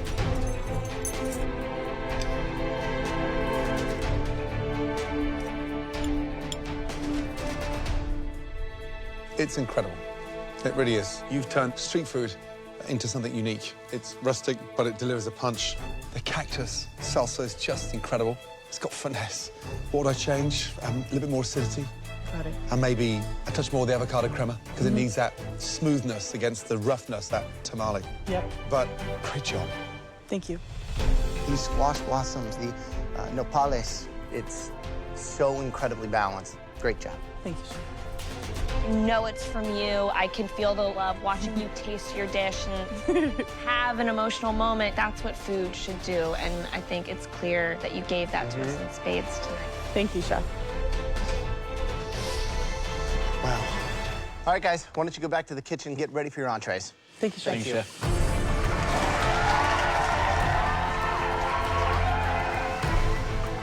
Wow, I have to say, that is the best start we've ever had in this entire competition. Hands down. Derek's pork belly, he's got some balls to braise that pork belly in that short period of time and then crisp it the way he did. You got to give it to him. Derek, for me, just inched out a little bit ahead. His was good, but Claudia is cooking La Vida Loca. I mean, she is putting flavors together. She's taking something humble, the tamale, the avocado, the salsa. No one in the years that we've done this have ever come out guns blazing and doing something with a cactus.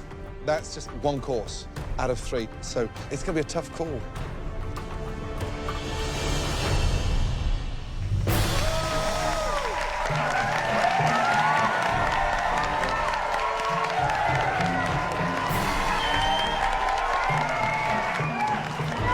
Derek and Claudia, it is now time to get started on your entrees. Your 60 minutes starts now. Let's go.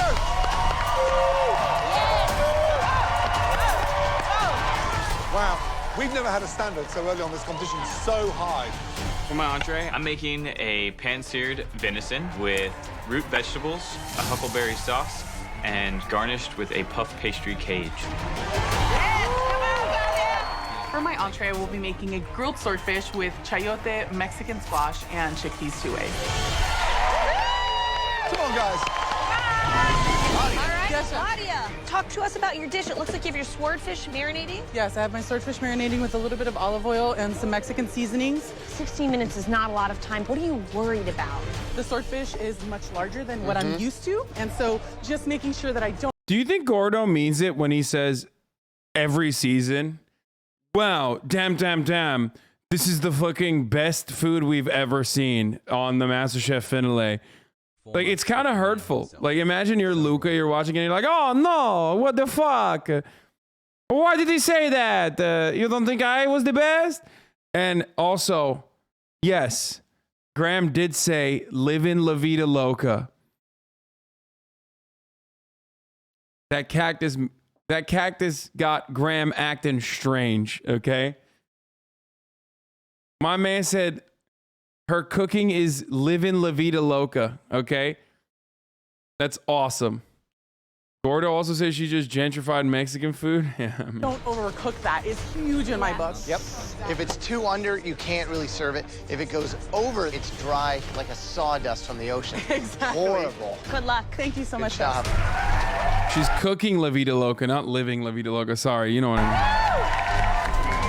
Right, talking about this intricate puff pastry cage, where are we going with that one? That is kind of a play off of your Wellington. It's going to be just a little crunch to the plate and also add some visual aspects. What are you worried about? Is it the lettuce? Is it the venison? It's just the timing of it all. I got a lot to do. You don't like doing things simple, do you? When have I done anything simple? Good luck. Come on, Derek, you got this. Halfway, guys. 30 minutes gone. 30 minutes remaining.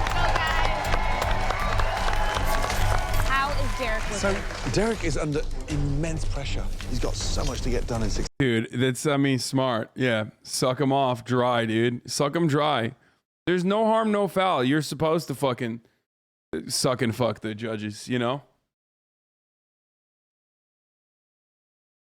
I can't wait to see the stunning desserts, because like this time they actually have a dessert chef, you know what I mean? For the first time in this season. So that one's going to be a tough one. Now working on that lattice work. He's only made 3 of them, so you must have an insurance policy. Wow. There we go. Claudia's the opposite. She seems pretty laid back. So I'm really worried about the swordfish. The temperature needs to be absolutely perfect. I mean, it's not Graham. quite Christina thick, so Tozzi's a dessert marks. chef. Yep. The grill's smoking, so that looks incredible. 4 minutes to go. Come on, guys, please. Derek's got his lattice worked out. Beautiful. Pulling the lattice off. Careful, Derek. Don't break it. Keep that momentum going. You got this. Oh, yes. Ooh, beautiful. Oh. 60 seconds to go. Last minute. Let's go. Come on, guys.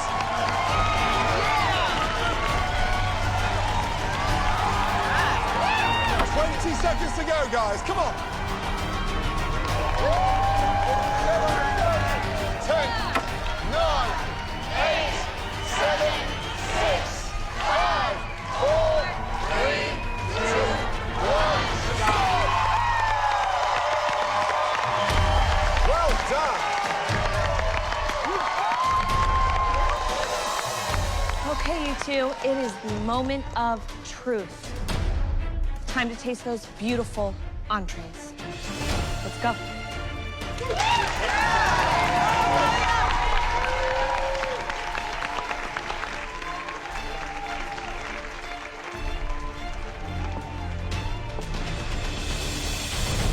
We'll start with Derek, please. Thank you. I created the dish of my life. Ladies first. Thank you. I'm a showman, and it is a show on a plate. It's something you want to look at. I didn't play it safe at all. Derek, describe the dish, please. A pan-seared venison with root vegetables, a huckleberry sauce, and a puff pastry cage. It's got sheer finesse. I mean, if we were sat in the restaurant, it's like a souffle entering the room. I want one of those. Nice crisp. Love that. And you're aiming for medium rare, right? Dude, he fucking alted. He alted like he's never alted before. I mean, that is his number one. That is his number one fucking dish. He literally did that already. He's made this dish before. That fucking like that circle thing is like his signature move. That shit looks so fucking good. My mouth is watering. Okay? I just want to point out that this motherfucker literally made pretzel bites, okay? He made pretzel bites and didn't get eliminated. Like when there was like 8 people remaining. He was one of the best chefs for sure, but this is the reason why, okay? He's so fucking... My mouth is like, you can hear it, like...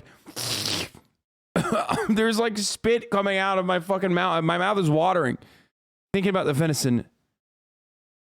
A little closer to the rare side. That dish makes my balls wet. It's insane. I love that you gave as much care to the baby vegetables as you did to the venison itself. This is a definite hit. Thank you. I love the cage. Seasoned so well. Overall, very in-control dish. Thank you. It's stunning. It tastes beautiful. It's seasoned correctly. I need a spoon less puree. Big deal. The elements are there. A beautiful glass of red wine with that, then you've nailed it. It's just, you know. Yes, absolutely. You delivered. Thank you, chefs. Claudia, can you match that level? Please present your entrees. This entree looks stunning, but if I cook this swordfish a second over, it is literally me handing over the win to Derek. Describe the dish, please. A grilled swordfish served over sauteed chayote and fresh chickpeas, finished off with salsa verde and Mexican squash on top. I got nervous when you cooked it on the grill to begin with because you were charring them beautifully, but to get this level of caramelization, my big fear is that it's overcooked. It smells incredible. It looks so inviting. But if this swordfish is dry, it's game over.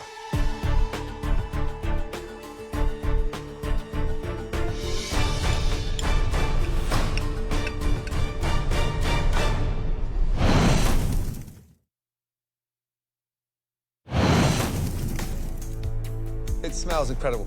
It looks so inviting. But if this swordfish is dry, it's game over.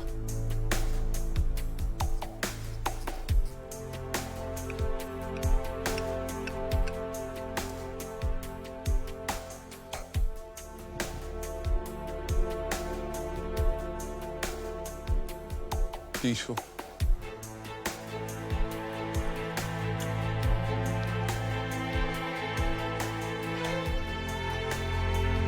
It's fragrance, it's floral, it's got character. It's you, 100%. I've never tasted a salsa verde that vibrant. I want more of it. This is your most accomplished dish that you've ever cooked in this competition so far. Thank you so much, Chef. That means a lot. You couldn't have done more justice to that swordfish. I mean, the cook-on is incredible. I think the only thing harder than nailing the cook on a swordfish for a chef is to find their own voice. And not only did you find your own voice, but I mean, you're like singing from the rooftops because it's a phenomenal dish. Great job. My favorite part of the dish was that squash with the lime vinaigrette. I mean, you opened my eyes to something that I would have never thought of. And that is the sign of a great chef. Thank you, Chef. Not making it easy, huh? Derek and Claudia, why don't you go back to the kitchen and get ready to wow us with that final course of desserts. Yes, Chef. Good job. Thank you, Chef. Well done. Thank you.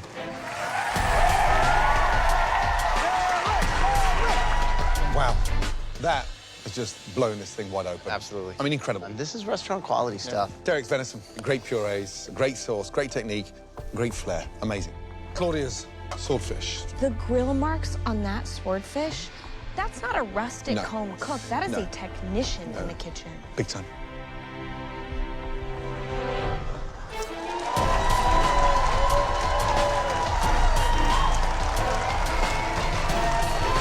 It's now time for you to both make your desserts. Your 1 hour starts now.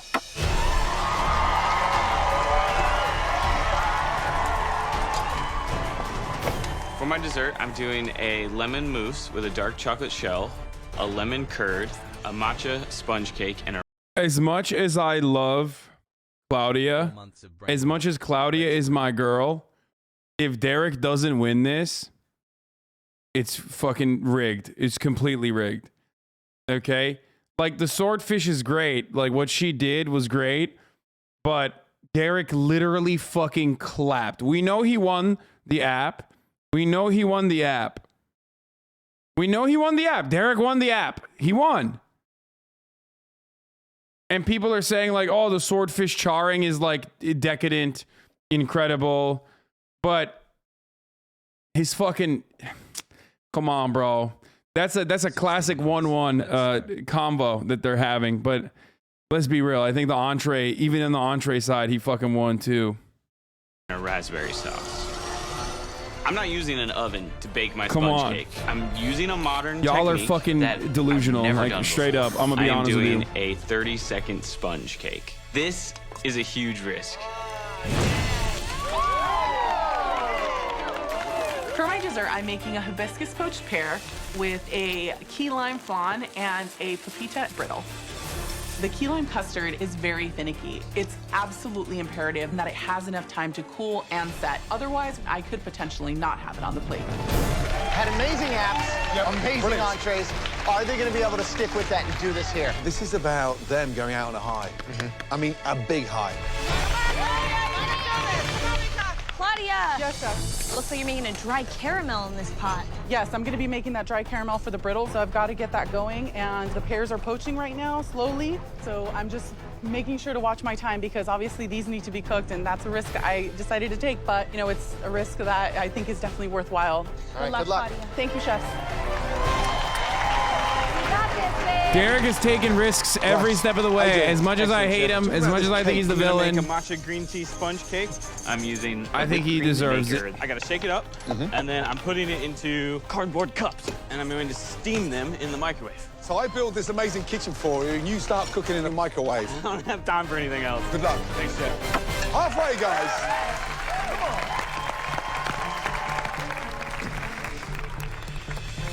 Oh, I knew it.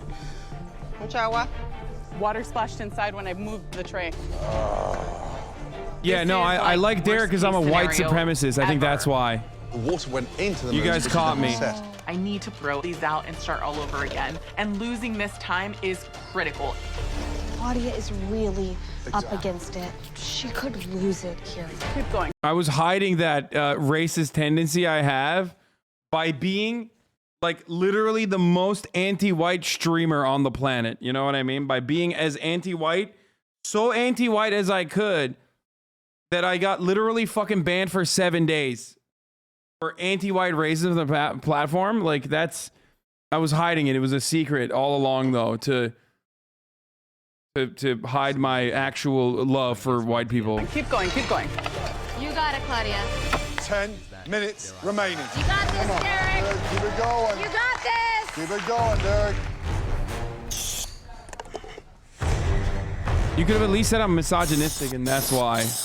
Too thick. But no, you had to say I love white men. I learned this technique to save time, but I'm having so much trouble getting the cake mix out into the cup.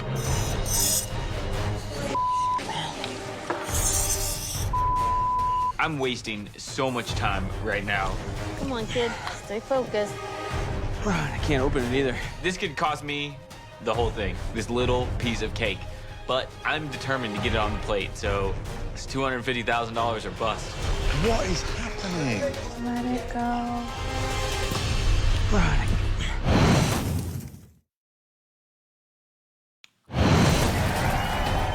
10 minutes remaining. Too thick. It's not coming out. The batter's too thick. Derek is tenacious. He's determined to get this microwave cake done. What is happening? Is it really worth spending 15 minutes wrestling this canister? Let it go. Yes, perfect. You got this, Derek.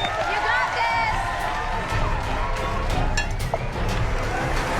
Last 5 minutes. This might be the mistake that cost him. Claudia's flan are out. Watch your water, watch your water. I know, I've got to take them out really carefully. So you got to get them set now in the fridge. Yes. Go. Refrigerator. Come on, come on. Gorgeous, Claudia. We love it. 60 seconds to go. Like you have literally international phenomenon. Okay? Like cake mommy icon, Christina Tazzi. And you're like, I'm going to make a fucking microwavable dessert.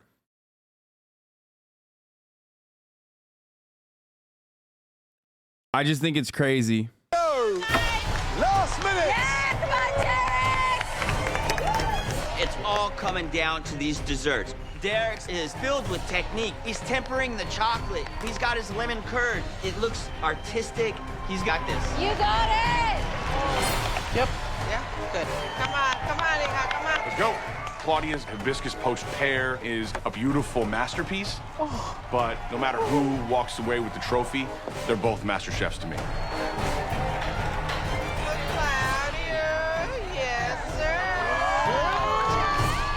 Claudia is signing the plates with her initials made out of the sauce. Brilliant. Oh my God.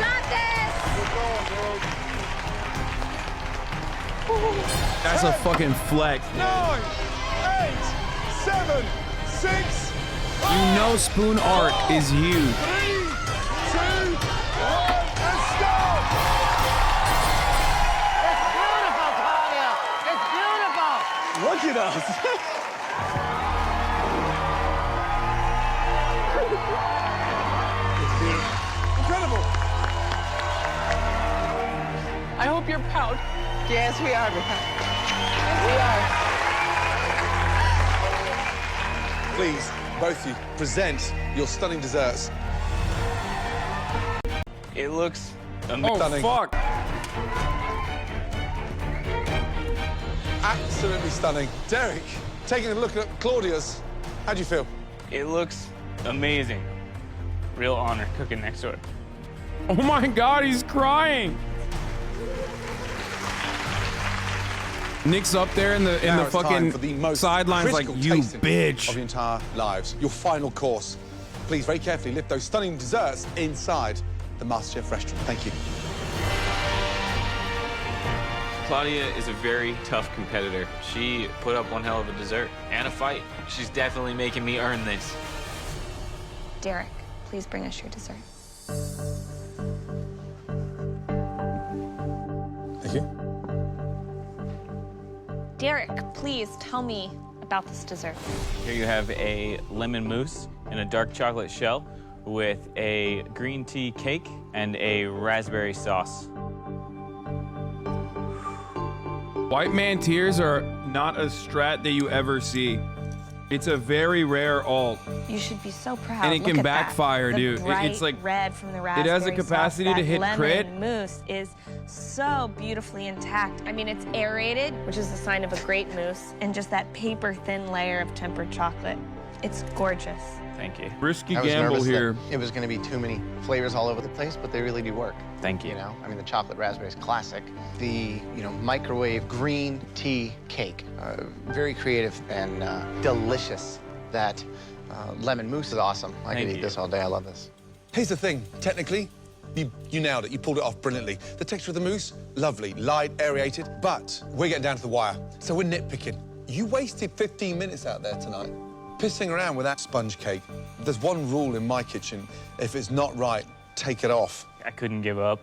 That was all. That was all that was going through my head. Why couldn't you give up? My mom. Because her voice is in my head. Don't give up. You can do it. Oh, no! And I did. Thank you.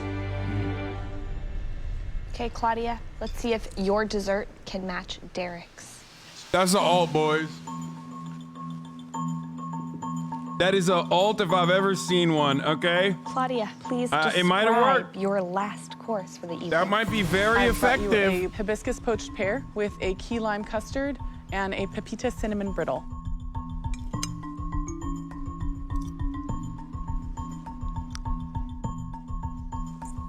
White male tears combined with the fucking mommy card. Dessert, Oh my god. And it is 100% all about the pear. They're tender.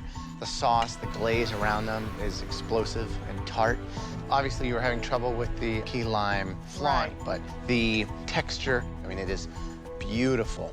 The pumpkin seed or pepita cinnamon brittle with that little pinch of salt is, like, you need to sell it by the bagful at Claudia's Cocina. Incredibly successful. Thank you, chef. Love the hibiscus fragrance. That's nice. It's sort of perfumed. Delicious. Flan could be more oozing of lime. I need the citrus punch. I need the wake up. But, I love it. It's an amazing finish. Well done. Thank you. Both of you. Incredible. The next time we see you both, we'll be crowning one of you America's next MasterChef. Please head back into the kitchen so we can try to figure this out. Thank you both. Thank you, chef. Thank you, chef. Great job.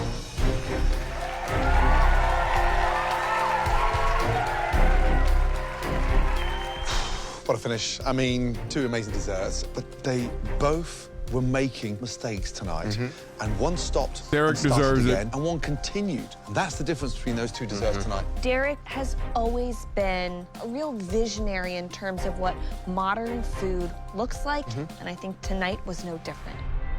I served the judges art on a plate. I've pushed the boundaries, and I feel like I consistently did that in this entire competition.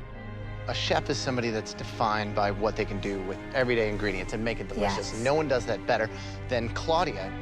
I can walk away today knowing that I put every ounce of my passion into all of those dishes. This is my culture. This is my journey. This is me. Do we have a winner? Absolutely.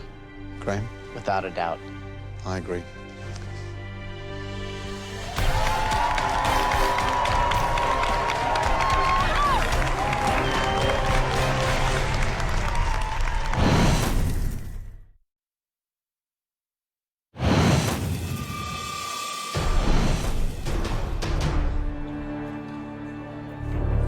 I don't know if Claudia won or not, but Derek deserves it.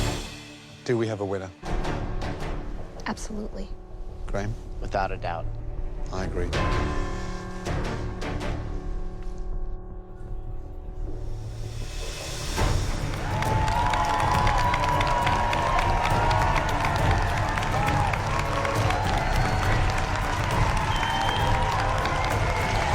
I came here to win this to show my mom that she made the right sacrifices so I could make my dreams come true. That's what this whole journey is about. And I'm one person away from keeping that promise to her that I will be the next MasterChef. No matter what decision comes down the pipe, I know that I have a beautiful life. It may not be the richest of lives, but I have a beautiful life, and if I win, dreams do come true. They haven't had a basic ass backstory since season 2 like this, so I'm surprised if Derek wins. In this kitchen, but you two have smashed the barrier.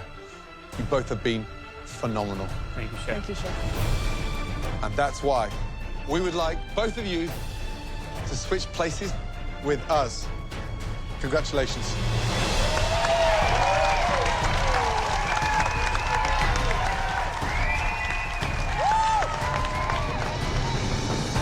One of you is about to win a $250,000. One of you is about to win their own cookbook that will go on sale around the world. And one of you is about to win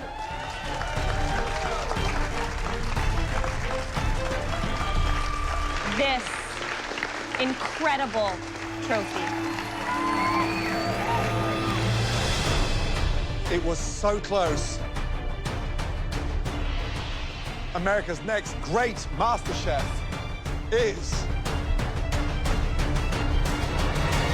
Congratulations, Derek.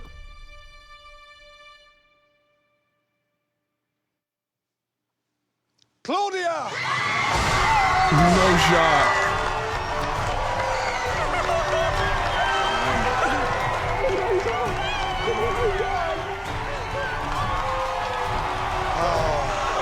Congratulations. Dreams come true, and it doesn't matter. Literally rigged. Derek just doesn't have the backstory. I hate to admit this.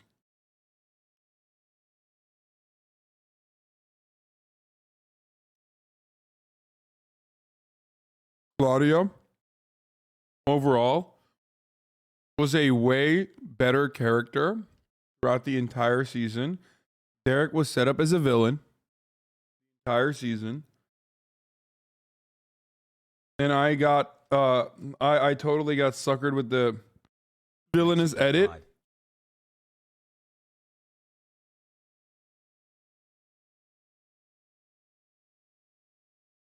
It felt like he was destined to fail from the start. He didn't have a fun backstory. He didn't have a cool backstory. He's not a single mom. You know what I mean? He's just like a drummer guy. He's just like a white guy who's a drummer. He just loves to cook. So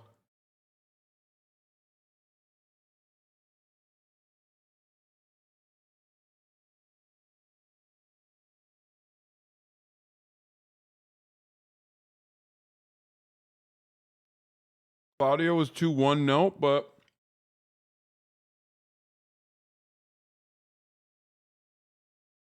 she was popping off. Where you come from, you can 100,000,000% make something happen for yourself if you just dig really freaking deep and become the best version of you possible. Oh my God, honey, I did it. This is gonna change our lives. I love you, Mom. People are saying Culp Hasan, but like I Derek loved Claudia is from the incredible. jump. I have so much respect for him. He has been a front runner from the beginning of the competition. He pushed me to be the chef that I am today. I love you. Congratulations. Claudia put up Like one you hell of a guys fight. know, she was my It was favorite. epic, Like and you it know was a she was my great favorite. I talked about how she was my battle, favorite and, fucking you know, making it character in the this far, season. I know I made my mom proud. I said it 1,000,000 times over. I am the first Latina master chef. Soy la maestra chef.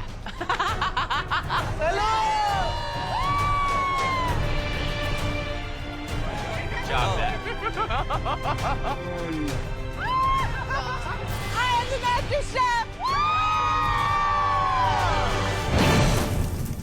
One potato, two potato. Okay. Derek Lore. Derek was the runner-up of MasterChef Season 6. After his appearance, Derek got married and took his wife's surname? What? And is now Derek Melnick. He and his wife's surname. He and his wife moved to the Ukraine in 2015 and opened a food truck and music business that provides food and music to children's camps. Oh, dude, stop! Stop baiting me with lore dumps!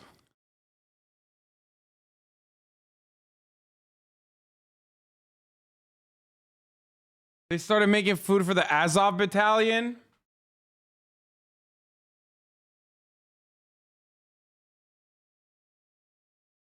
Good one, chatter. You know, you got me, but most importantly, you got yourself, okay? You betrayed the sacred bond between the lore master. Derek Pell was the drummer for Fort Myers, Florida. He was the MasterChef Season 6 runner-up. After MasterChef, Derek got married and took his wife's surname and is now Derek Fox. He helped open a restaurant in LA and has done a number of pop-up dining events across the USA. Oh, so he did get his wife's surname. That's kind of weird. Why do people do that? Like, I understand why women don't want to take, like, the man's last name. Right? Like, I totally get that. But I don't understand why anyone would do the other side of that.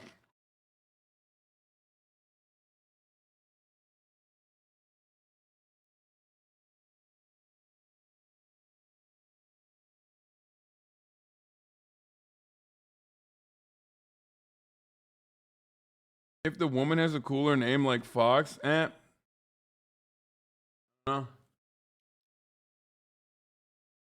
Kind of cucked. Leftist, by the way.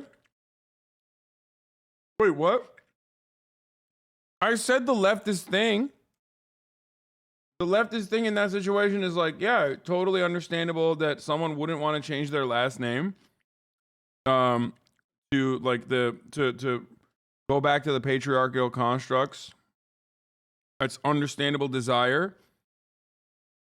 But the alternative is also like strange. You're going against the norm. I've been subbed for the same amount of time as I've had my first GF. I wonder why that is, Monko.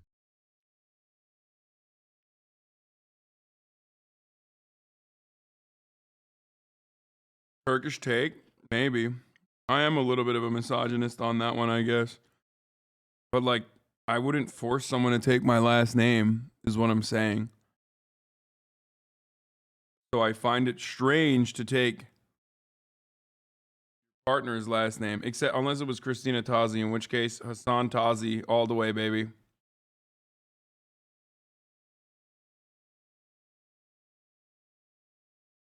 Unless it was a stunning, powerful, absolutely gorgeous, stunning last name like Tozzi.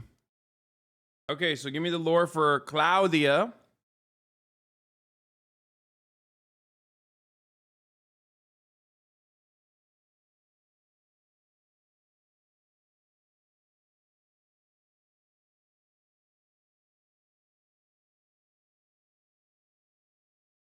Dang, 11 months already. Viva Mexico, by the way. Claudia lore. After MasterChef, Claudia released a cookbook, Claudia's Cocina. A Taste of Mexico. Launched catering business, Claudia's Cocina. Been a brand ambassador for large brands. Hosted cookery classes and online cookery classes with other MasterChef winners. Claudia became a judge on MasterChef Latino and opened El Cochi Dorado, a Mexican bakery, in 2020.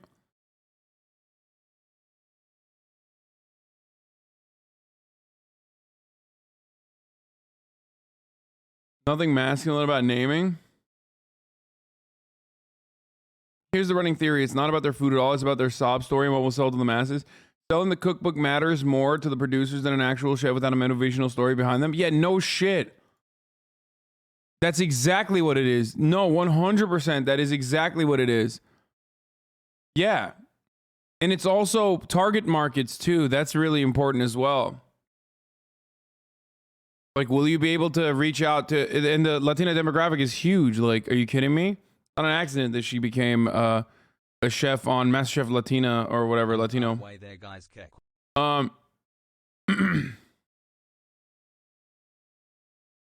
Why the CIA tortured an innocent man? Okay, we're not watching that. Give me something good to watch right now.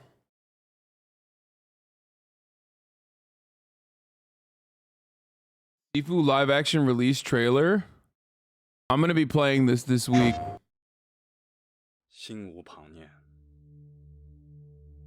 I know it came out for early access, but I did not pre-order it, so I don't have it. But I'm not gonna do that right now, obviously. 8年来，坚守着这个信条。8年来，我在这独自练功。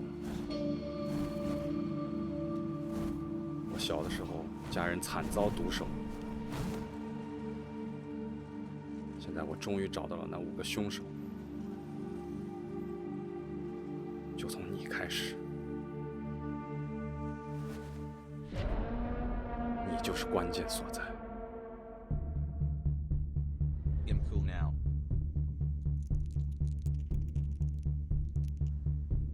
报警！他妈的！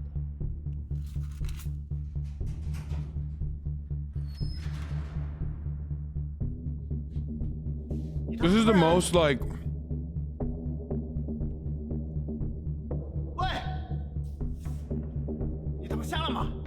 你们在什么地方？我来见法家。Hi chat。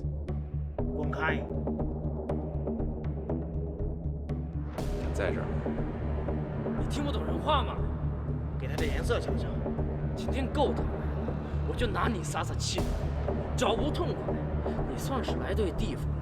让我见识见识你是谁。你算是做人了。This isn't an actual game. It's a live action trailer for it. The game itself draws a lot of inspiration from some of the most like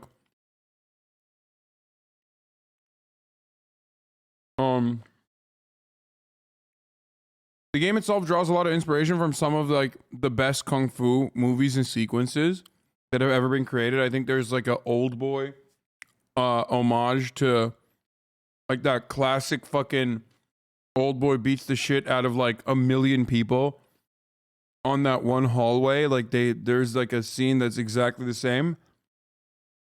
So they made the I guess they made the trailer to be that same style in like live action.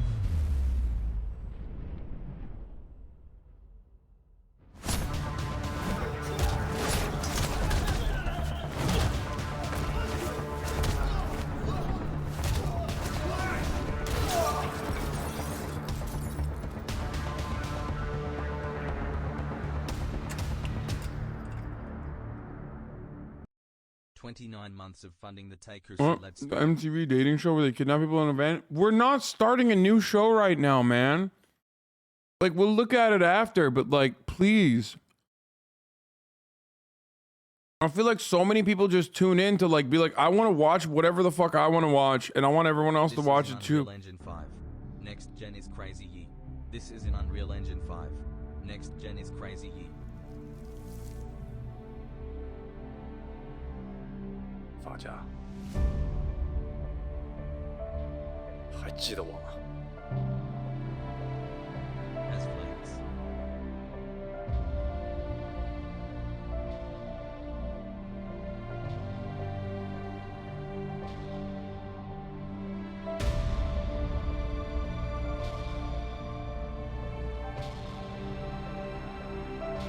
Madge, watch my show streamer.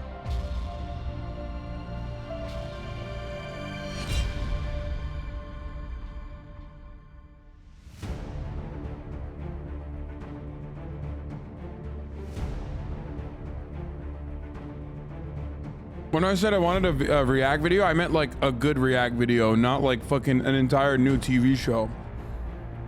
我只要他的命，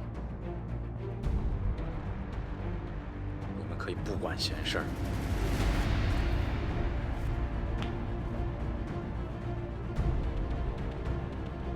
也可以试着阻止我。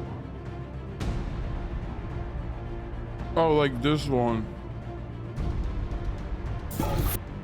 What?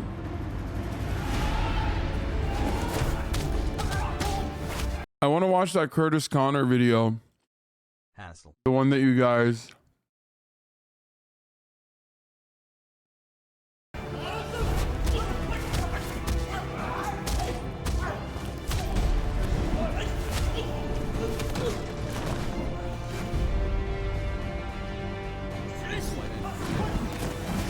Bro, someone said, wait, hold on. Someone said crypto son or astrology daughter.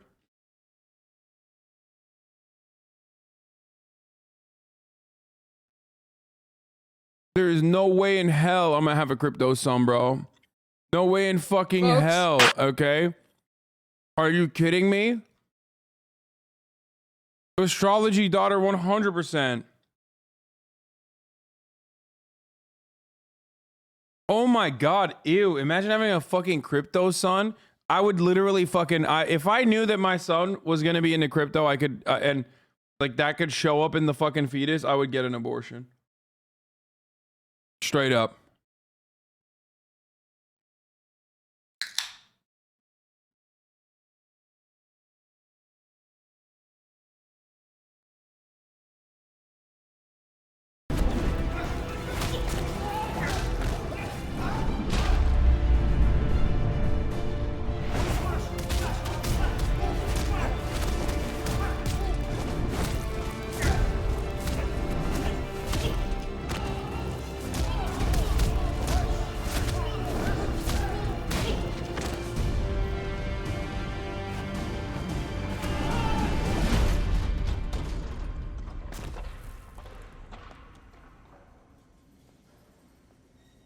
What are those shoes, my man?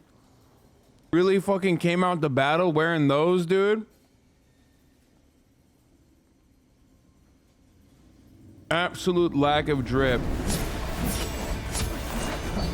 SIFU was super hard. XG rage quit it. Oh, let's go.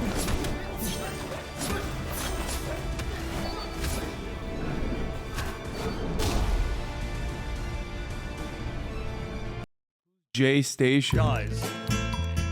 The worst YouTuber of all time. Who the fuck is J? Who is J Station? I don't know who this is. All right, let's just watch the. Just want to give everybody a huge update. A video I made like 6 months ago about Digimon cards. Check it out. I finally pulled it. I pulled a numbered gold card. We did it. It took 6 Digimon? months. We did it. But enough of the good news. Okay, that's not what this channel is about. So I've talked about a lot of movies on this channel, and for the most part, even the worst movies I've watched have still been like a little bit enjoyable, at least, because I have a theory, and I've said this tons of times on my podcast. Every movie is good. Okay, that is my theory. Because at the end of the day, like no matter. I skipped the SIFU trailer. I don't care. It's not that entertaining. It's not that interesting. I don't want to see like mid kung fu. I want to play the game, but I don't want to watch the mid kung fu trailer. Shut the fuck up. Okay, this is how it is. You like it or you don't.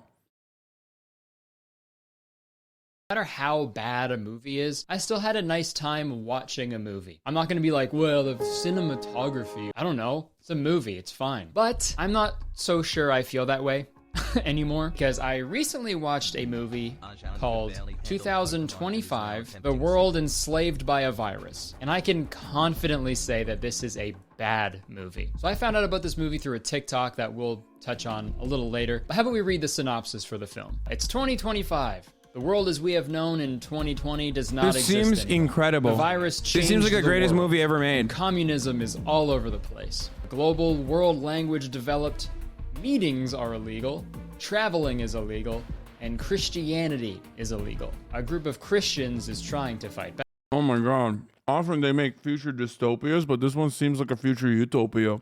I also really love the sentence, communism is all over the place. Like they're talking about dust in a basement. When's the last time you cleaned in here? There's communism all over the place. It's fucking caked in communism. Damn, bitch, you live like this? This 2025 movie came out this month on Amazon Prime. So when I saw that, I was like, okay, so this is a legitimate movie, right? If it's able to be on like one of the main streaming services, right? And then I did a little bit of research, and I found out that pretty much anybody can just upload a movie to Amazon This is true. for free. So Never mind. And after a little bit more research, I found out that the director and star of this movie is just a YouTuber. He's a Christian YouTuber. Well, I mean, according to him, he's a #1 best-selling director. But I don't really know where he got that title from because he only has one IMDb credit and it's this movie. So maybe he's like the #1 best-selling director of this movie, which, I mean, I guess he's right. But I would just love to talk about this movie today because it is genuinely the worst movie I have ever seen in my life. And that's saying a lot, okay? That's coming from a guy who really didn't mind the first Suicide Squad. So without further ado, let's talk about 2025, The World Enslaved by a God, that's Virus. terrible. The movie starts with an epic car chase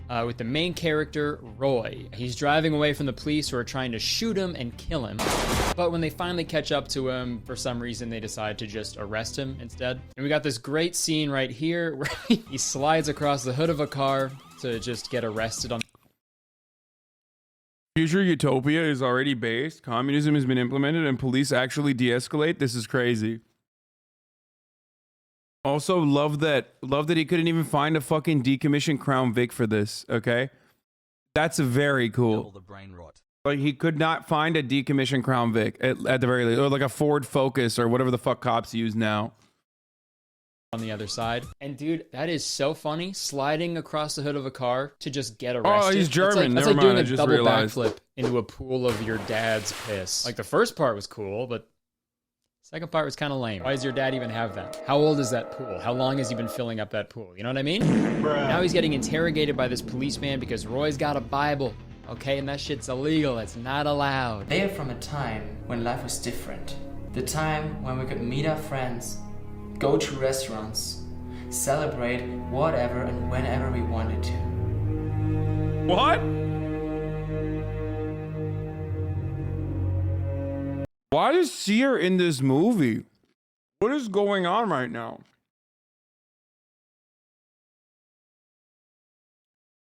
When did Sear film this?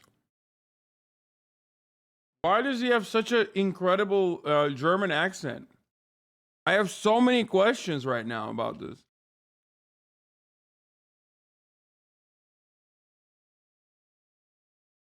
Also, I love when like European filmmakers, I'm using the term filmmaker loosely here, they want to do like an American movie, so they're wearing like a police chest, but they're still a police vest, but like they're still very clearly just German.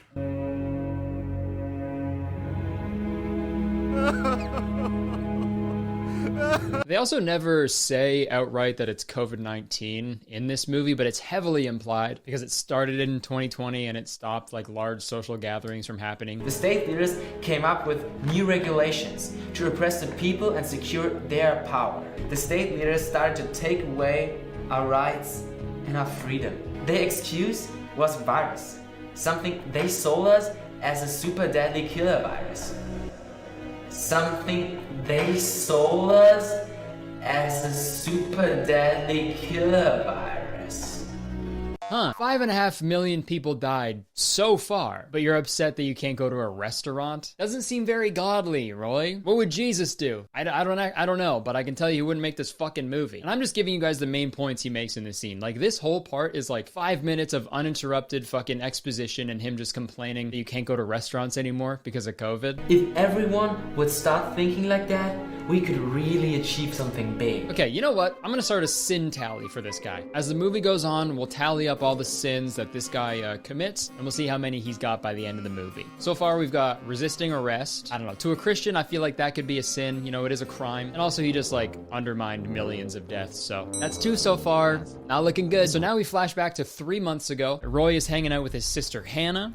Then their other friend barges in with some bad news about Jack. Arrested, tortured, and killed. But wait, who's Jack? He was a friend, a brother. Oh, okay. Damn, she's hot. Also, and killed. But wait, who's Jack? He was also, gotta point out something here. Kind of doesn't make sense that they're fucking killing. The entire purpose is to, you know, protect them from COVID, but Let's continue. Friend. Oh, brother. Oh, okay. Thank you, Hannah. So this friend, and I'm sorry, I don't remember his name, or no, I don't think they ever fucking say it in this movie, and even if they did, I just wasn't paying attention because this movie is so boring. So we'll just call him Friendo. Friendo Baggins. How about that? Friendo Baggins, he comes over and he's like, you guys gotta stop being Christian, okay? Everyone's dying. You know, they're getting murdered for being Christian, and you guys are my best friends. I don't want you guys to die, so please stop being Christian. But they say no. So he quits their little like Christian rebellion group. Sorry, but I'm out. I gotta quit. And that really upsets them. Stop! Because like the synopsis says, being Christian is illegal. So being Christian is a crime. I love you, baby. And like crime is sinful. Therefore, the act of being a Christian is a sin. So let's add one. Sorry, Roy. So Roy and Hannah decide that they need to go out and find more Christians because there's just no Christians left in the world. We're the only Christians left in the world. Because if you guys didn't know, one of the most common symptoms of COVID isn't a loss of taste. It's a loss of faith.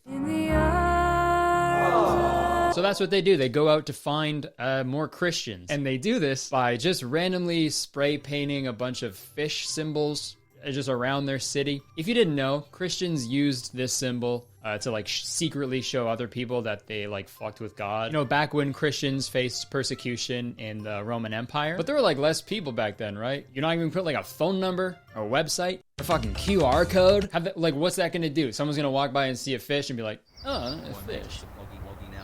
All right. And you know what? I'm gonna have to add another sin. Graffiti? Really? I don't think Jesus would have liked that. Also, while we're on the topic of sinning, I feel like I need to talk about the TikTok that I mentioned earlier in the video. Let's just watch it. This is Joshua, I believe he's 29 as of right now, wishing his girlfriend a happy 18th birthday. And it just keeps getting worse because in the caption he says, you have been my best friend for 4 years. When did you start dating her? When she was 14? This was posted in November of 2020, so he was maybe 27 at the time. And then a month later, he proposes to his child bride. That's not a sin. Straight up. All of those words are in the Bible. Sorry.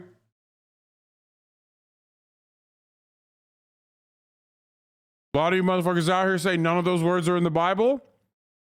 Very fucked up, not sinful.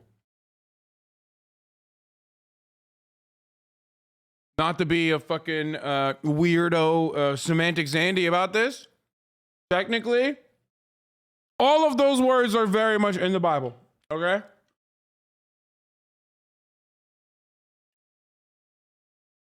Are you kidding me? If you're not fucking grooming 14-year-olds, are you even Christian, okay? Like, are you even, like, you're not. You're just like a fake Christian, okay? You're like, oh, yeah, look at me, I'm Protestant. Like, okay. I'm sorry. I'm sorry. How many times have you done pedophilia? Excuse me. Like, the only real Christians in the universe for these people are like the Latter-day Saints, okay? The fundamentalists. Oh, look at me. I love God. I'm a Protestant. Like, get the fuck out of here, bro. Sorry. Anyway, that was, I digress. Yeah, and I looked at some of his YouTube videos where I stumbled upon a music video of his called As a Couple We Worship, and literally all the recent comments are just calling him a perv and a groomer and stuff. Like, it's pretty gnarly. And what's worse than that, okay, well, it's not worse than like being a groomer, but the song fucking sucks, okay? The song is so bad. Created the life you deserve, I pray. And I tried to do some more research to find. I just don't understand. Like, he has like no tangible like skill. He's just like, he's not good at singing. I guess we already recognize that he's good at God. He's good at godding. You know, child bride and all.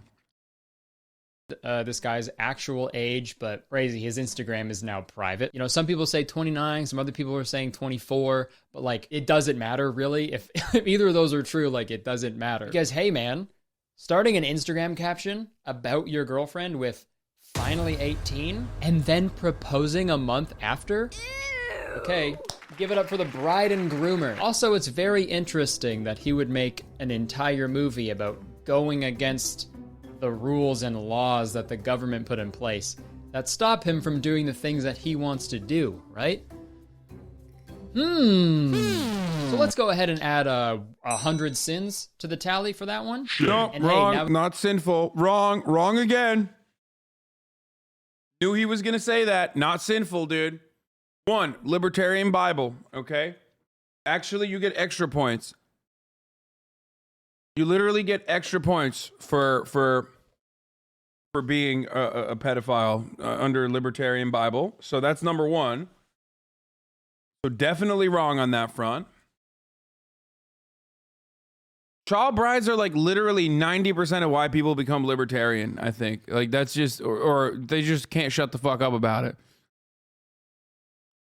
we don't have to feel bad about making fun of this fucking terrible movie. So let's keep going. There's a long montage of them spray painting fish all over the place until they are rudely interrupted by a cop shooting Hannah in the arm.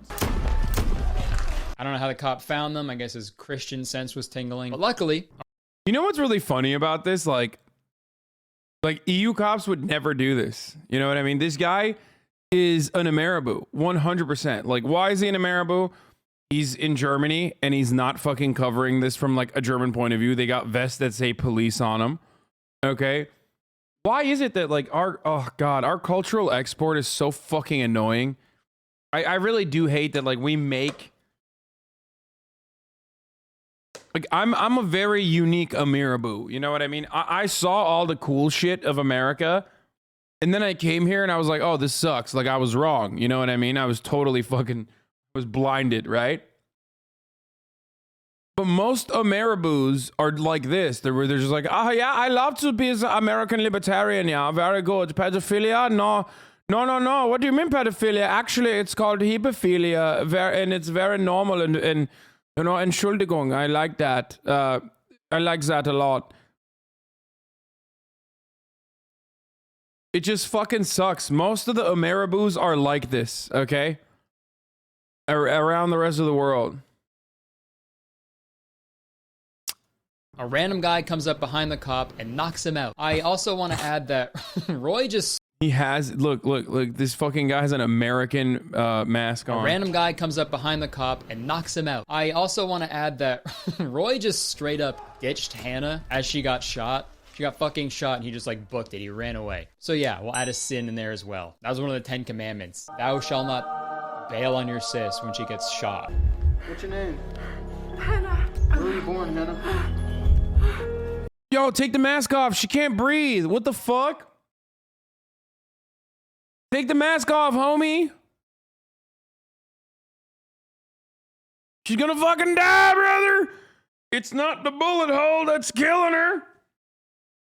It's not the COVID 2025 or whatever the fuck this movie is supposed to be at. It's the mask. She can't breathe. You don't have that O2, brother. Where are you born? Where were you born? Where were you born? Where were you born, dude? Where were you born? What's your sign, huh? Jesus Christ. Yes, Kurtis. What would you like? Sorry, not you, man. Oh, my sincerest apologies. It's okay. Hey, that guy's wife is too young. I know. Seriously, though, why was he being so aggressive about where she was born? That doesn't fucking matter. She just got shot. Bring her to a hospital, man. Ouch, I've been shot.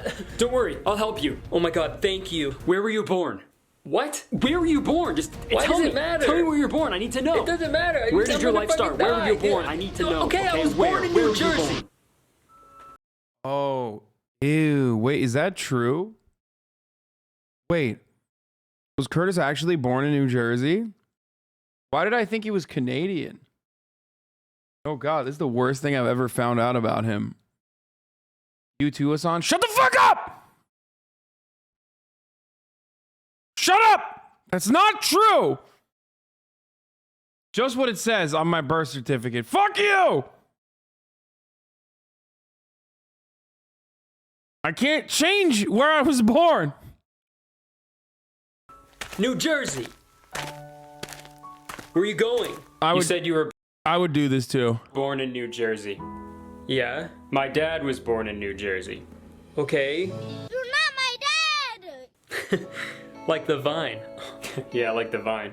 Anyways, good luck with your bullet wounds, man. What do you mean wounds? I mean, honestly, like I would walk away if someone was shot and I asked them, I have it ask them like, where were you born? Okay, and they said New Jersey, I'd probably walk away too. have one. Back to the movie. They all get back to their secret Christian base where Hannah's bullet wound is already magically healed. Shout out Jesus for that one, I guess. And this is where we meet this guy. I don't know his name, because I don't think they ever fucking say it in this movie. So we'll just call him Guy. Guy found them because he saw all the fish symbols everywhere, so I guess their plan fucking worked somehow. So they got one more Christian. Bro, homie is such a fucking nerd, dude. Look at this guy.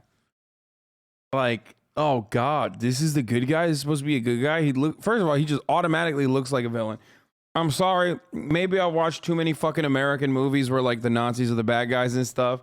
But immediately when I see like a blonde, blue-eyed guy, it's just with the fucking undercut, I'm like, I will never trust this person. This is an untrustworthy person. He just literally looks like the bad guy in every movie. And not just like serious movies, but I'm talking like America really did that. Like in the 90s, if you watch like a comedy, the bully was this guy. You know what I mean? Like this guy is the bully in like every fucking franchise. Symbols everywhere, so I guess their plan fucking worked somehow. So they got one more Christian added to their team. And let's see what their big plan is. Now our plan is we just spray fish. Maybe find a better plan, but that's our plan for now. Let's go spray. That's it? That's your plan? Your plan sucks, dude. Oh yeah, we are just going to spray the fish everywhere. And then, you know, maybe you can come and save us, you know? Also, are you reading the cue cards? More fish. That's amazing. Let's do it. Nice, man. Just spray fish and hope for the best. Because it worked so well last time. And you'd think the scene ends right here, right? Seems like a perfect... Someone says, is that Karl Rittenhausen? Ja! Jawohl! That is Karl Rittenhausen! Sehr gut! Normal time to end a scene. No. That's amazing. Let's do it. Thanks. I'm looking for some new sprays because I think we forgot them where we were. I think that this was just like a real conversation. Like, I think, dude, how are you so bad at writing anything, dude? Yo, I need to watch this movie now. Like, I don't know why Kurtis did this. I don't know why he did this. Well, did he want us to watch this movie?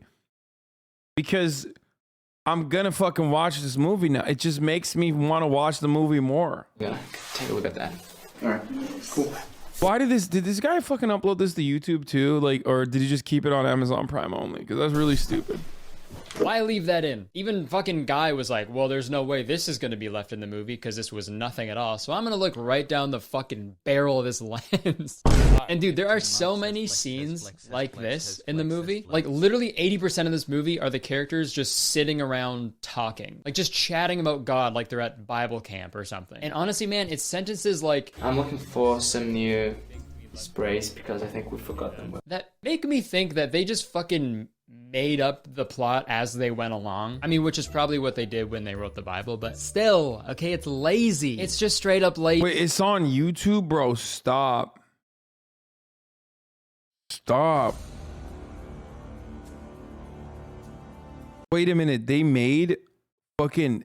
Dude, this entire movie... They made an hour and 30. How'd they fill up an hour and 31 minutes, dude?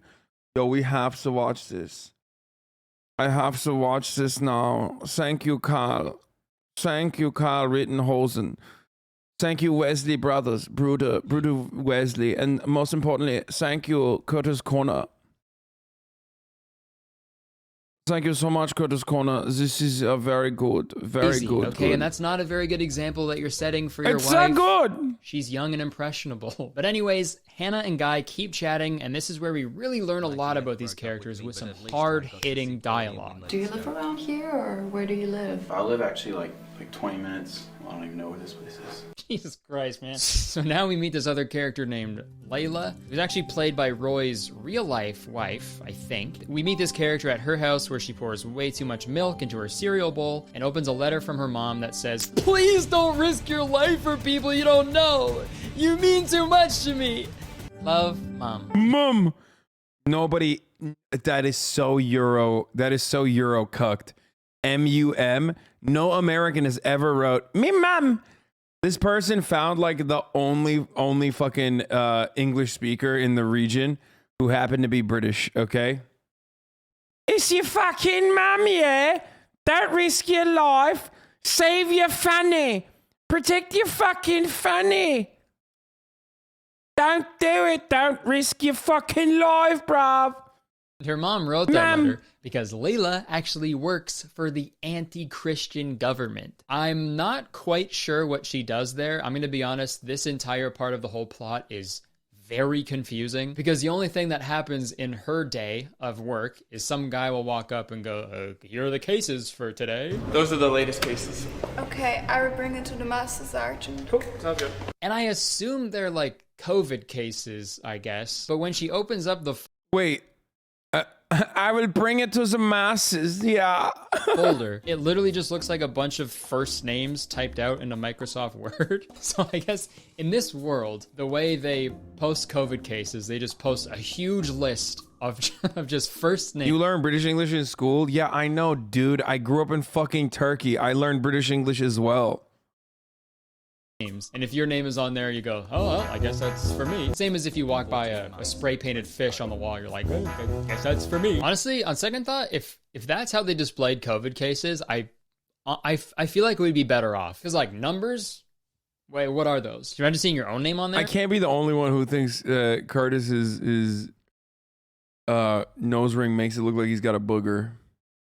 Also, I feel like that nose ring would make it a lot harder to pick your boogers, which, you know. Or maybe easier. I don't know. Is there like a separate vent in there that you can pick your boogers through? Is that like a separate entry point? You can like really get all back up in there. Has anyone ever picked their boogers from their nose hole? Or like when you blow your nose, it's like a whale. And it just like comes out, like a little piece of booger comes out and like hits you in the eye. Yeah, nose vent, exactly.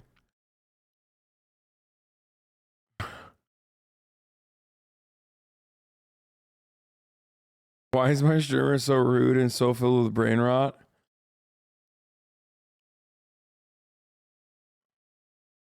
Sometimes boogers attach onto the nose ring. You can pull them off without ripping hair out.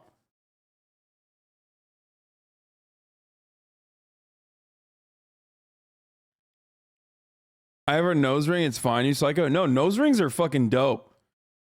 You guys know I love septum rings, especially.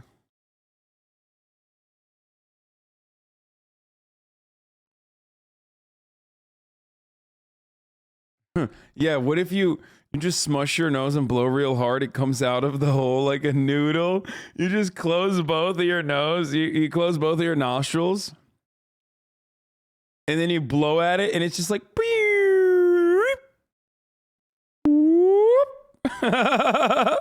It's like those. It's like that thing. The funny thing that you blow on is. Oh, dude, snot spaghetti. Oh, okay. Let's continue. That'd be crazy, right? Because people usually don't care until it like happens to them, you know. But anyways, Layla actually steals the list of cases. I'm just. By the way, I have no. Like, I'm not saying any of this to joke about this, okay? I just think it'd be very cool if that was a thing that you could do. Empty, and then this happens. Are those the latest cases? Yes. Bro, that is the weirdest way to hold a person. Okay, look at this. The folder empty, and then this happens. Are those the latest? Like he did the phantom hand. Like he just did the ghost hand or whatever the fuck it's called, but also at the same time the grip is that of a violent man. You know what I mean? 1.5. I don't know. Maybe I'm nitpicking, but like it does feel very strange. His cases? Yes, everything in there. Excellent. I'll give them to Sergeant Lucinda, my daughter. She'll take care of it. But hold on. That's the only American. That's an American. Finally, dude. Okay, let's just recap what just happened at her job. Some guy left the latest COVID cases in a folder on her desk for her to relay to the masses. I think that's what she said. And it was on her desk for about 34 seconds. I counted. Then some other guy comes up and is like, oh, at least today's cases? Let me bring them my daughter, Lucinda. I'm sure you've had time to copy all these all these hundreds of thousands of first names and relay them to the masses, right? Like, what kind of fucking office are you running here that seems so unorganized? And this is also the perfect time to talk about the editing in this movie because, oh my God, Lamau, the only fat person is American. First of all, there needs to be more fat people. So that's realism if they're in America. So she looks like the innocent wife of the Nazi in American movies. KW. Editing in this movie. Let's watch this scene right after he took the fucking empty envelope off the desk. And that's another thing. Wouldn't he feel that he was just holding an empty manila folder? Sorry, I'm nitpicking. I'm going to show you this scene unedited. This is how they chose to leave it in the movie. Pre-watch, we're both nitpicking. Oh my God, are you serious? No shot.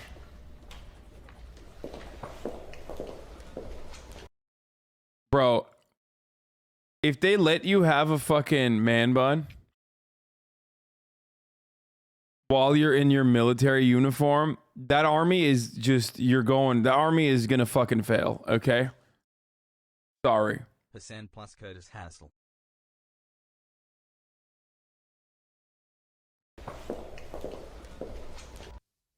So he was there. The screen went black for no reason, and then he was gone. The fuck happened? Did he get fucking kidnapped by a ninja and then no one cared? I just don't know how movies like this just get made and are allowed to be made. Sorry. Got kidnapped by a ninja. He was really nice though. He had like a appropriately aged wife. It was great. Okay, so now we cut to a cool scene of Roy, Hannah, and Guy. Now they're out just spraying more fish again. Second time's a charm. That's the thing about spraying fish. Making it stinky. All right, what did Corona do to Jesus? Nothing.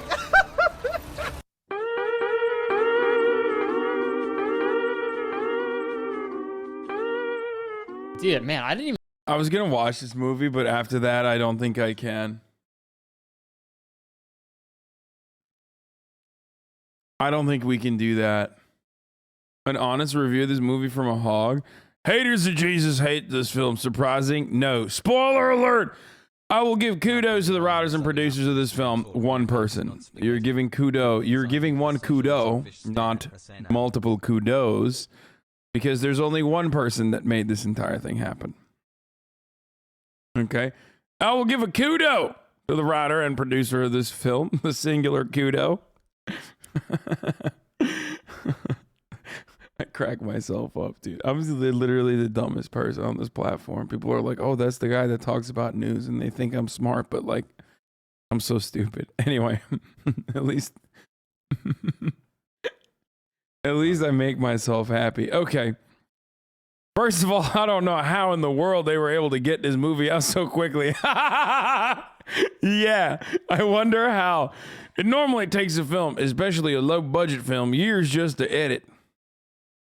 Anyhow, I thought the acting, though, sometimes a little stilted, was not bad. This is not like a normal hog, dude. No normal hog says stilted. And the idea shared, this is Letterboxd. This is probably Will Menaker's Letterboxd.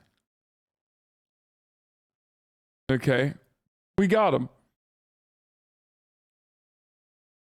This is the theater. Okay, you know what this is? This is like the in the closet theater kid hog that if he like grew up in different circumstances, he probably would be like a very happy gay man who enjoys cinema. Okay, and like no fucking hog is like the acting, though sometimes a little stilted, was not bad, and the ideas shared in the film were very good. Anyway.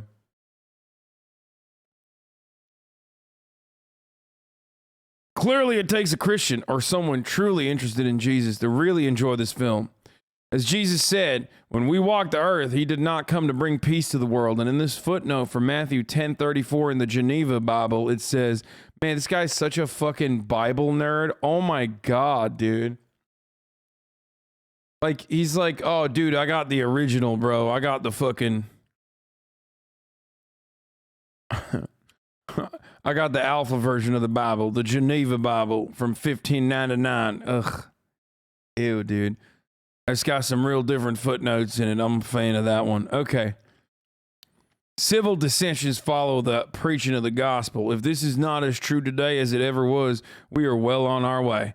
There is a palpable hatred, capital hatred, toward Jesus, and therefore toward those who follow him in the world today and in this film. The Bible also warned us of the top of the hour ad break. The unfaithful Jebediahs that would tell you about the top of the hour ad break without telling you that there's a way to avoid the ads. Way to avoid such ads would be by subscribing for $5, American currency, minted. Okay? Greenbacks, baby. Or for free if you don't have $5 with the Twitch Prime.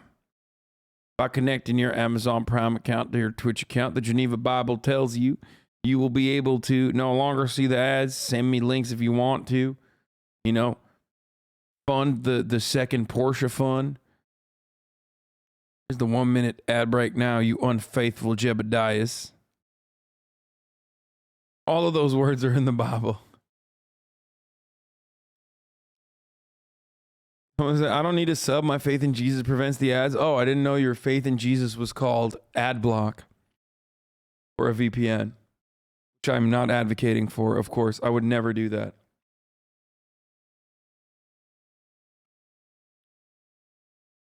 I'm just simply making a joke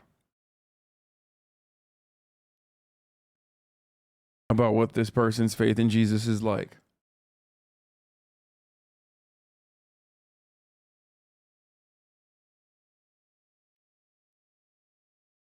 Heathen, exactly. I found the film thought-provoking. It's not a perfect film, but a very good one. I might have passed it by and I had not noticed the 1.3 out of 5 star rating on Amazon. I figured anything the majority hates that much is either A, really, really bad, or B, very Christian. And in this case, it was B, very Christian and well done. It is curious to me that this film is set in Germany, but is enacted in English. Except for that one short bit where English subtitles let us know what is being said in German. I find myself very curious as to the story behind the making of this film.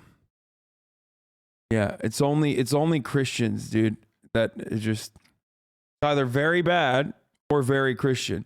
Even though he did say it was very bad. I didn't even think about this, but youth pastors, they must be having a fucking field day. With all this COVID shit? Oh my God. You know, guys, you really can't socially distance yourself from our Lord and Savior. And listen, at the end of the day, I don't need the vaccine. All right, I have all the antibodies I need. The body of Christ.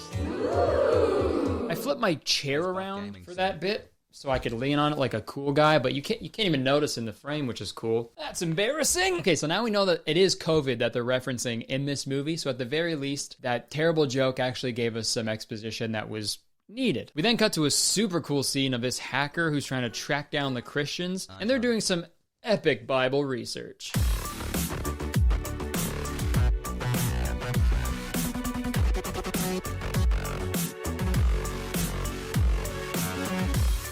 And I gotta say, as bad as this movie is, this is the first time I've seen anything like this. A fucking Bible research montage with house music playing in the background? Let's fucking go, dude. That's hilarious. I honestly wish I thought of that first.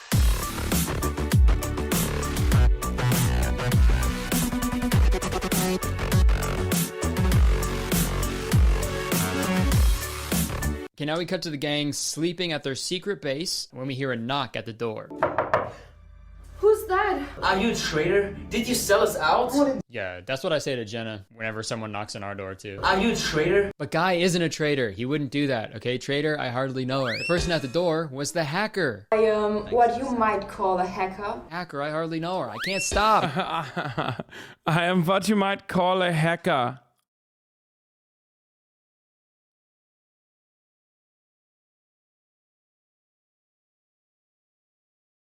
Murat's texting me. Oh my god. Murat's texting me updates from the NASCAR.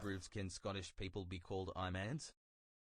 Murat's texting me updates from NASCAR. He says, you're missing it. The track is 3 feet long and they keep crashing every 2 laps. Oh my god. Oh, they're doing it at the Rose Bowl? Is that what they're doing it in, like? Oh, dude, of course. And he said, and no butthole in sight.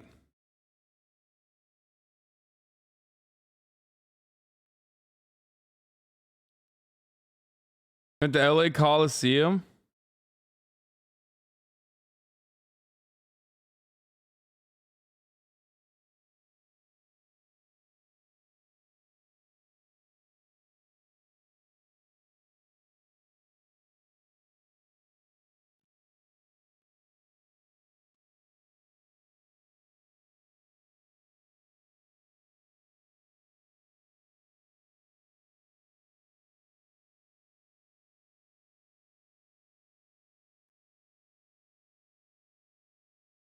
And she wants to help them out with their cause. I want to help. And this next scene is fucking hilarious. It's yet another scene where the characters just sit in a circle and fumble through a conversation about Jesus. But there are some great lines of dialogue in this part, and I would like to show you one that has been burned in my brain ever since I heard it. Well, then we gotta find these Christians. So I can do that.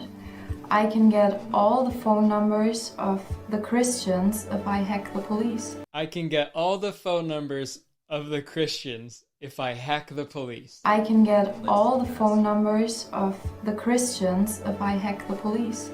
That might be the funniest line of dialogue that I've ever heard in my life. Like, I'm just picturing their... What's funny about that? She's helpful. She's being helpful. I don't understand. She's just being incredibly helpful as a hacker. Wow. Messed up. There's like a huge safe at a police station that's just full of Christian phone numbers. Yeah, no, that's exactly. Yeah, no, that is how it's stored. That's how it's stored in the real world and in the movie. Would you ever need those? The gang is not laughing like I am. They're actually pretty excited about this whole idea. I am too. It's a game changer. And honestly, dude, conspiring with a hacker, planning on stealing information from the police, let's add a couple sins for that. I'm sorry. And another thing about the editing in this movie, the music is so fucking loud all the time. Can the police find those invitations that we're gonna send? Oh wow, when Christopher Nolan does it, it's revolutionary.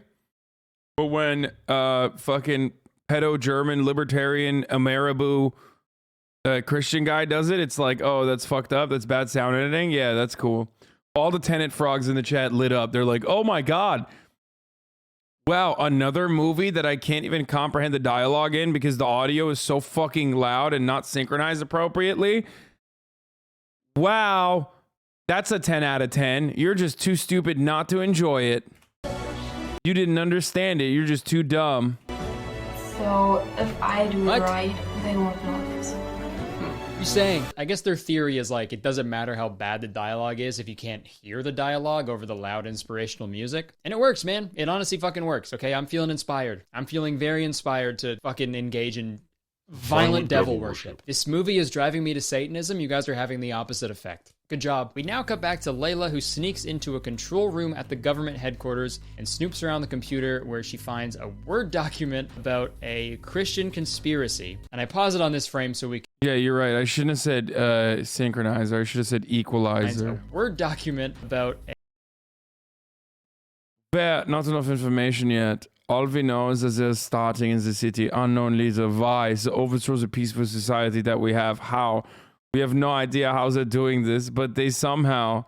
Who? See attached. Bro, he gave up. He gave up. But they somehow... And the... A Christian conspiracy. And the type thing is still there.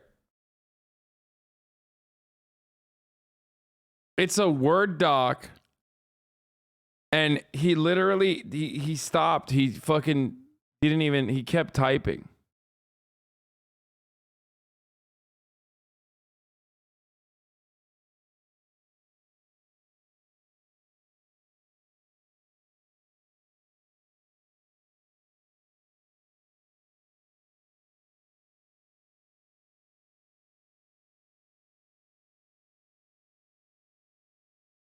Conspiracy, and I pause it on this frame so we could read it really quick. Christian conspiracy.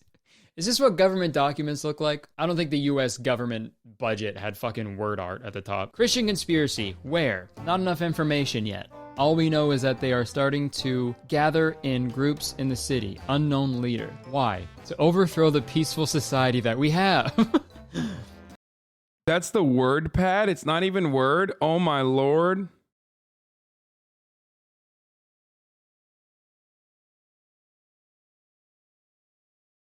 COVID content boring. What? How? We have no idea how they are doing this, but they somehow, who? See attached. Like it's literally like someone's being quizzed on it. There's also another document that they show on screen for a second that I want to look at as well. It's very blurry, but you can make out the title. It just says possible Christian names. Just like the COVID cases, it's just a list of first names, it looks like. For all we know, this list could belong to like a pregnant woman. Dude, it just like, it feels like they made this like the stupidest person on the planet made this. Like why? Like did his emotional and mental development stunt at some point in his life after like traumatic experiences? Because he just like, I don't understand. Like, how can you be like an actual adult, okay? And be like, this is the movie I'm gonna make. And then you don't even put like actual names, like full names. Just write out full names.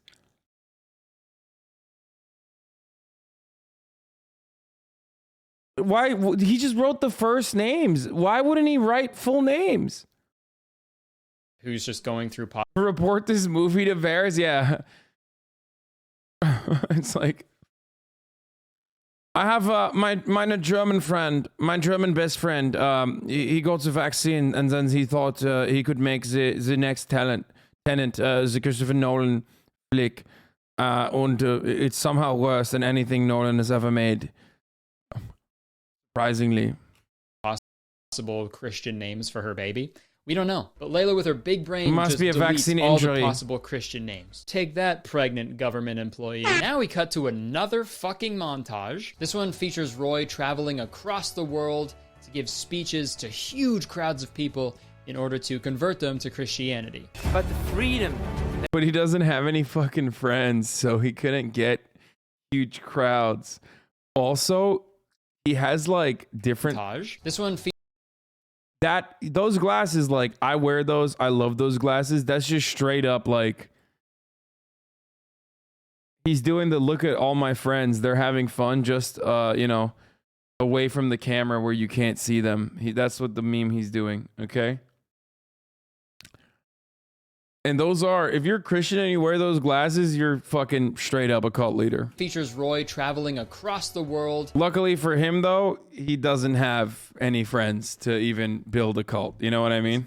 To give speeches to huge crowds of people in order to convert them to Christianity. But the freedom that was taken from us. And the amount of people they got for these scenes is honestly pretty impressive. I don't know how they did it, but like, there's gotta be like 4 people in that crowd at least. And I know this movie doesn't have a big budget, but I don't know, you could have used the money that you spent on your engagement ring for your 18-year-old wife on some extras. Just a thought. And this next part is really confusing because it cuts immediately from that montage to, believe it or not, another montage of Roy walking with Leela, who was at one of the speeches, I guess, because I guess Leela is like a secret Christian and wants to help them from like from inside the government. So Roy and Leela are walking around, laughing and flirting. He shoves her, and while this is happening, we see shots of the earth turning red, slowly turning red. I'm guessing it's like a wave of Christianity. Wait, communism?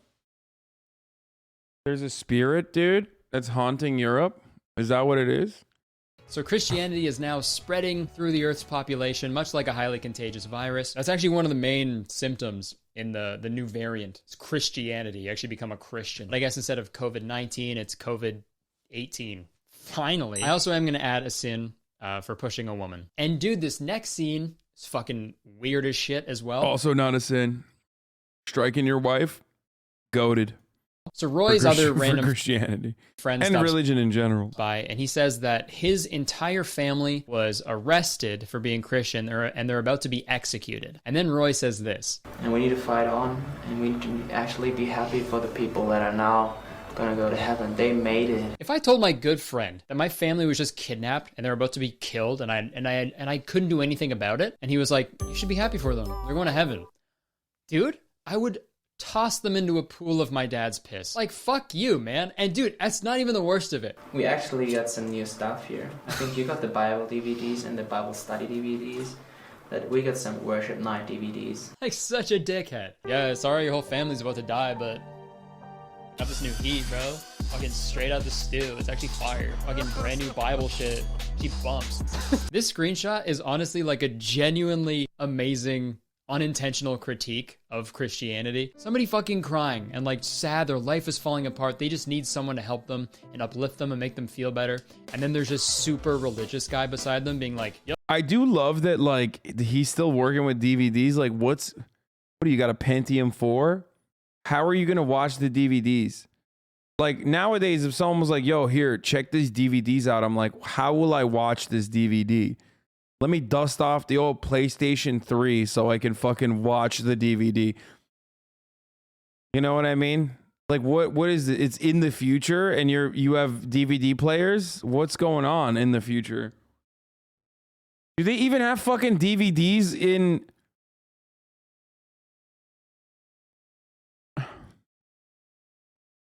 Oh, my PlayStation 5 could technically play it. Yeah, that's true. I did get a paperweight that has a DVD-ROM in it. Yo, here's a DVD, dude. Follow whatever they say on there and you'll get to heaven and see your family again.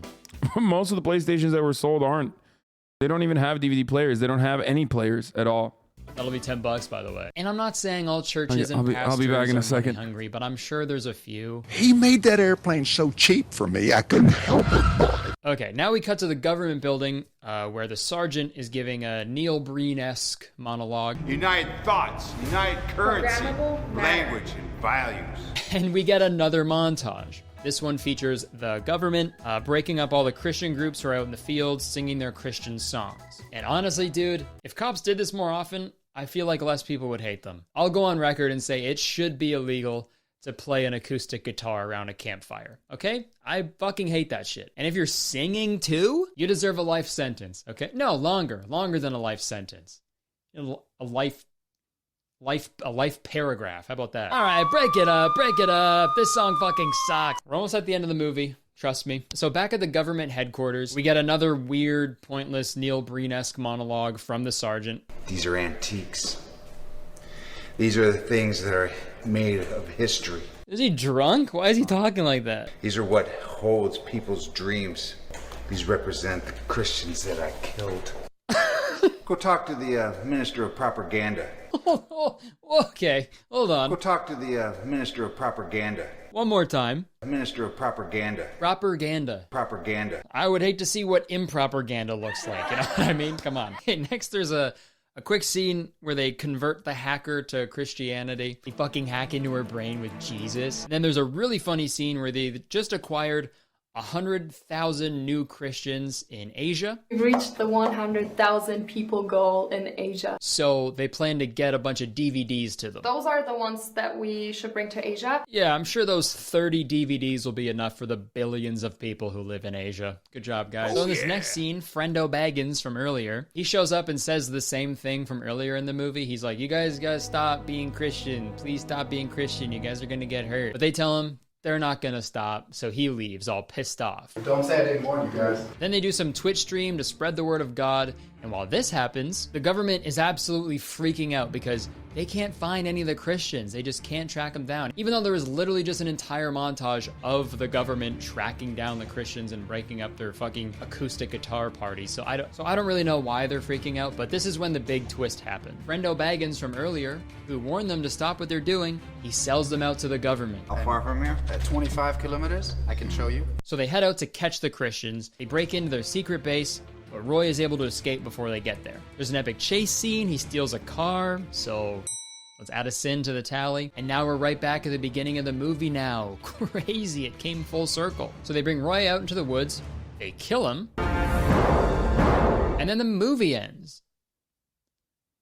Seriously, that is how the movie ends. But then in the credits, they give a nice special shout out to their best buddy, Jesus Christ, which is nice because I know Jesus worked really hard on this movie. I think he was actually in charge of like holding the boom mic the whole time because, you know, he has experience with holding his hands up for a while. Man, I don't even know where to begin with my like final thoughts. And I'm not usually one to like shit on independent films because, you know, making a movie isn't easy, even with a huge budget, right? If you have a small budget, it's even harder to make a good film. I don't know, man. If you're gonna make a fucking anti-mask sci-fi Christian movie because you're pissed that you can't go to restaurants anymore, I don't know, dude. You're kind of asking to get made fun of. And when the director and star of the movie starts an Instagram caption about his girlfriend with finally 18, oh, I don't feel bad at all. Fuck your movie, dude. It sucks. Add another 1,000 sins. Based on the fact that this movie changed my mind about my all movies are good theory, and the fact that it's like making me strongly consider devil worship, I give 2025, The World Enslaved by a Virus,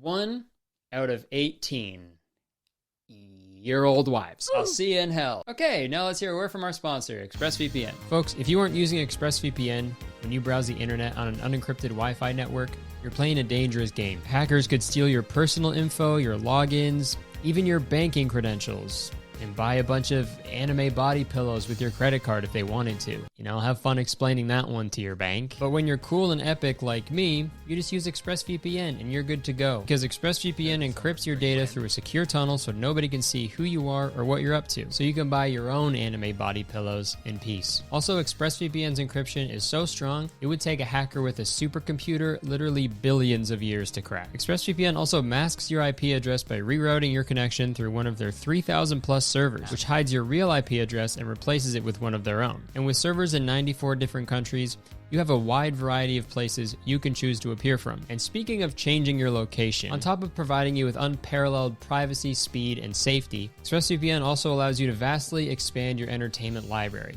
Let me explain. Say for example, you're in Canada and you want to watch a certain movie on Amazon Prime. You'd be out of luck. You can't watch it in Canada. So all you have to do is change your server to one in the United States, and there you go. You're watching that awesome movie. And this works for any other show in any other country. Simply put, using streaming services without ExpressVPN is like having a bowl of jelly beans, but only being able to eat the black licorice ones, right?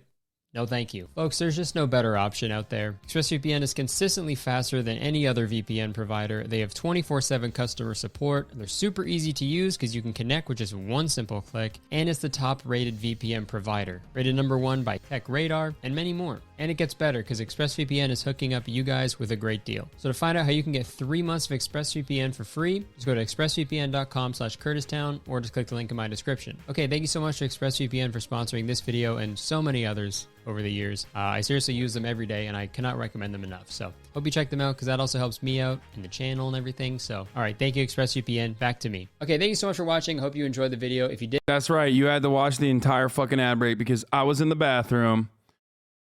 And no, Mia's not here yet. I was in the bathroom.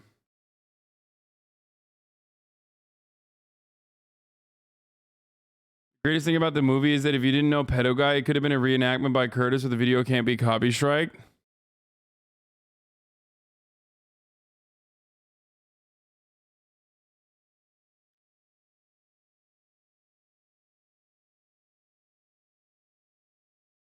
Zoomer TikTok fashion video for you? Last year, I took part in a pretty frustrating exchange in the comment section of a TikTok video.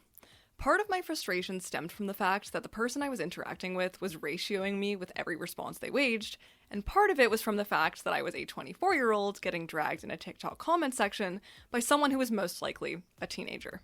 The video in question featured a girl doing a haul of a bunch of tank tops that she had bought on AliExpress, a Chinese retail company notorious for mass-producing poorly made garments at astonishingly low prices, as well as duping the hard work of small designers and businesses. There were a few comments here and there telling the girl that she shouldn't be promoting fast fashion, especially a company like AliExpress, but the vast majority of comments were coming to her defense. I'm watching this at Christian youth group and my pastor keeps trying to peek over my shoulder. Dude. Do this to your pastor. Show this to your pastor. Fucking, I'm so cool. I don't know. I couldn't come up with anything better than that. Okay, let's continue. So the exchange went something like this. Are you have autism?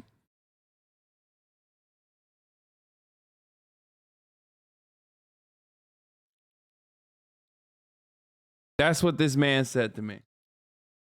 Thanks for all the good times. Everyone can afford to dress sustainably, guys. Let people live. That's not an excuse, though. That's so classist. Stop telling poor people they can't wear nice clothes. Wait, what? But they're not nice clothes. Also, it's bullshit. You literally never need fast fashion. That's bullshit. Balls in my face. You've never needed fast fashion. You don't need fast fashion to fucking, like, you literally just need the fucking thrift stores. That's it. If you want, like, actual good clothes, go to a thrift store. Not sure how that's classist. There are many ways to practice sustainability that don't include shopping fast fashion. Also, it's not fucking classes. What the fuck is wrong with TikTok Zoomers in their brains? Like, they learned a little bit about, like, communism. Okay, and now they're like, that's classist. Like, yeah, dude, really? That's classist? It's classist to fucking exploit Indonesian child slave labor? Like, what? That's... It's classist to say, hey, don't use Indonesian child slave labor. Like, what the fuck? Yeah, no ethical consumption, but goddamn, dude, holy fucking Christ. Fashion. Wow. This girl thinks everybody's rich. Not all Oh my god, your apparel, by the way, the quality is immaculate. Wow, thank you. Are rich enough to live in the city. Not all of us have thrift stores on every block. She's out here shaming poor people. LOL. Like, what the fuck? Okay, maybe I worded it wrong. When I said that's not an excuse, I mean it's not an excuse for overconsumption. I get people might not have access to alternatives, but it doesn't mean we have to promote overconsumption like this girl's doing. Okay, classist. It's really not worth debating with you if you're gonna keep saying that. Classist. Yo, at Marx's left nut, check out this classist. Ew. Classist. Classist. Classist. Classist. Classist. It's incredibly hard to shop plus size ethically. Okay, that's fair. Unless you go to motherfucking Walmart, baby. You know what I'm saying? I love inventing people to argue at, like this woman is doing. I just don't understand what this argument... I mean, did she post like a actual TikTok argument that she had in a video? That's more or less the crux of it. The most annoying This is the part longest microphone I've ever seen in my entire life, and she is gripping it, dude. was that Mommy Socialist 2003's comments got upwards of 100 likes, and mine capped in at around 10. Oh my god, why? Oh, this is kind of...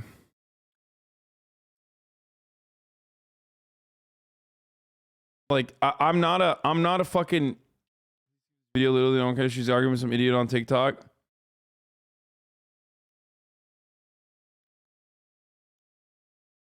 To be honest, what she's doing against Zoomers online, you lose every time. Yeah, unless you have a quite a literal army of Zoomers that watch you for 8 hours a day, and then you fucking weaponize that army of Zoomers and some millennials as well, for sure. Zoomers and millennials against your enemies on the internet, which is when the sea of L+ ratios fly like crazy. I'm, of course, talking about myself and what I do on the internet, and it's fucking awesome. The Zoomer Vanguard. The Zoomer Red Army, okay? Fucking dope. It's awesome.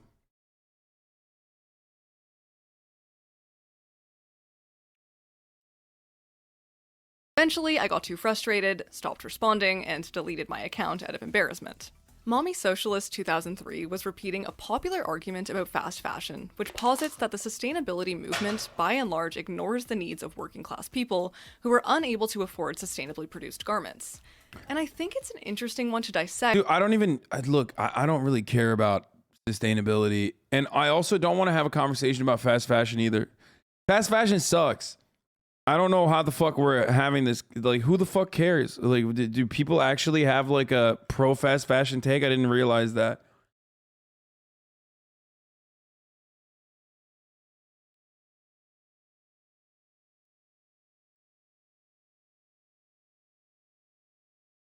Fast fashion has a lot of heavy elements. Shine, AliExpress, Zaful, Hall, Toxic Chemicals found some clothes in the marketplace. Rotting away. Thrift stores do not have so many plus size clothing for women where I live in Canada. For the record, I'm a plus size man, so I know. Okay, I fucking know it's difficult. It definitely makes it very, very difficult if you're a plus size person when you're thrift store shopping, for sure. Awesome. Thanks for the fun at HasanAbi has high.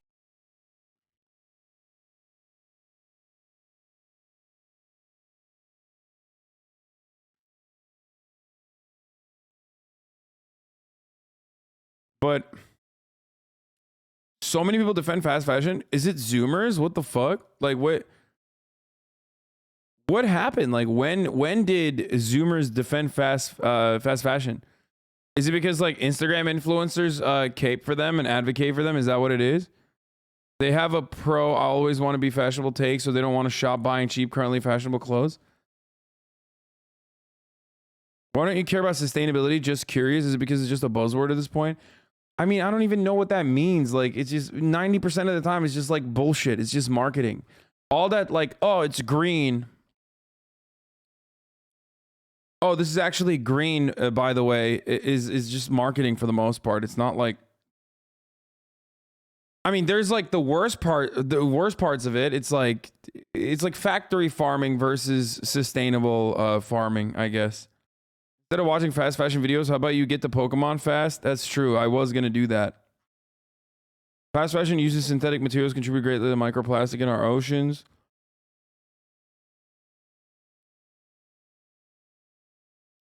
Smile. Most leftist Zoomers I know don't like fast fashion or into secondhand. The whole thing boils down to the fact that Zoomers think aesthetics are more important than morals. Yeah, plus also buying ethical is expensive. What do you mean ethical, dude? What do you mean ethical? You can literally, there are alternatives, man. Maybe if you're heavy set, straight up, that's true. But like, what the fuck is that? What?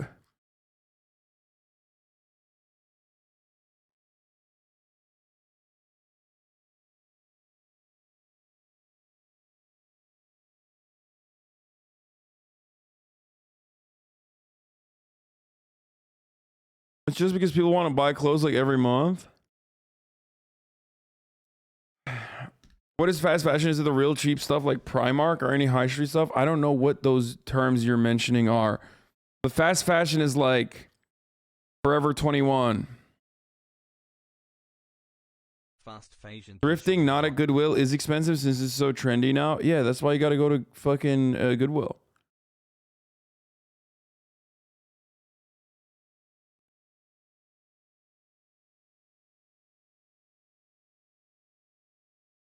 Don't be such a cannibal when you don't have to.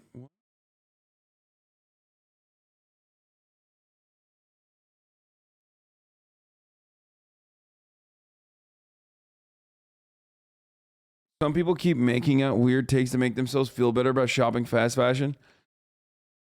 It's the whole idea of accessibility. While most do not support fast fashion, a lot argue that poor people still don't have enough access. What? To what? To fucking drip? Like, what do you mean? Poor people don't have access to drip? I mean, I don't believe in... I am not an advocate for consumer side activism. I do think that it should be just made illegal by the government. I'm a big fan of the government just doing things. And the more the government doing things, the more socialist it gets. You know what I'm saying? But it's especially the case when it comes to like, I don't know. I don't even know how to describe it. Like, I just think that it's really fucking silly. It's like, just because consumer side activism is not the way, or not the wave rather, doesn't mean that like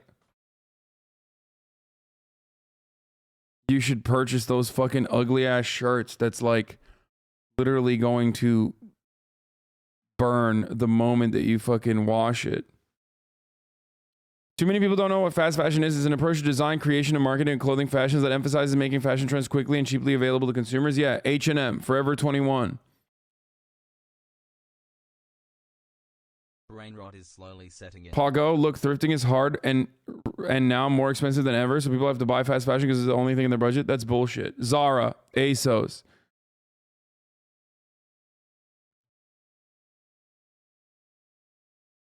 Secondhand is not really ethical either. If the clothing was already given to somebody that bought it at fast fashion, you just support fast fashion secondhand. You should wear your clothes until they're destroyed if you can still fit them. If you want to be ethical. Wait, this is so stupid. Dude, did you just say secondhand is not ethical either? Are you fucking insane? Like, no, that is still absolutely better. Like, the commodity choices that you're making are not going to fucking save the planet. Let's be real. But it is incredibly fucking stupid to make that argument that like these brands that I just mentioned, if you buy them secondhand, it's like technically not ethical. What do you mean? You're literally upcycling it, I guess. Isn't that what it's called? Or recycling it? I don't know what it means, but...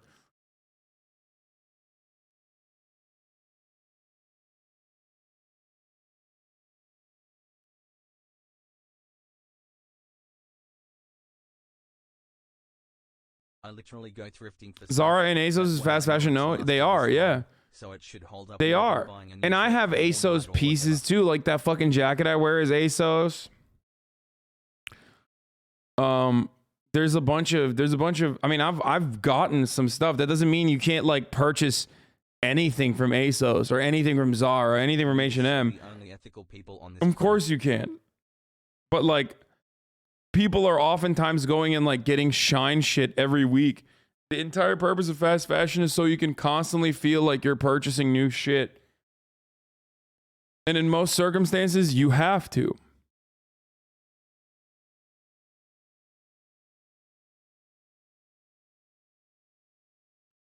What? Secondhand isn't as ethical as people think if you're buying from shitheads using your money to, example, promote conversion therapy like Salvation Army. What?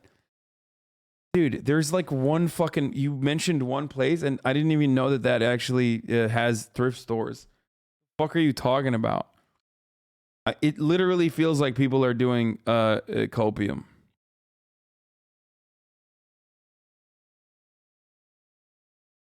You're just...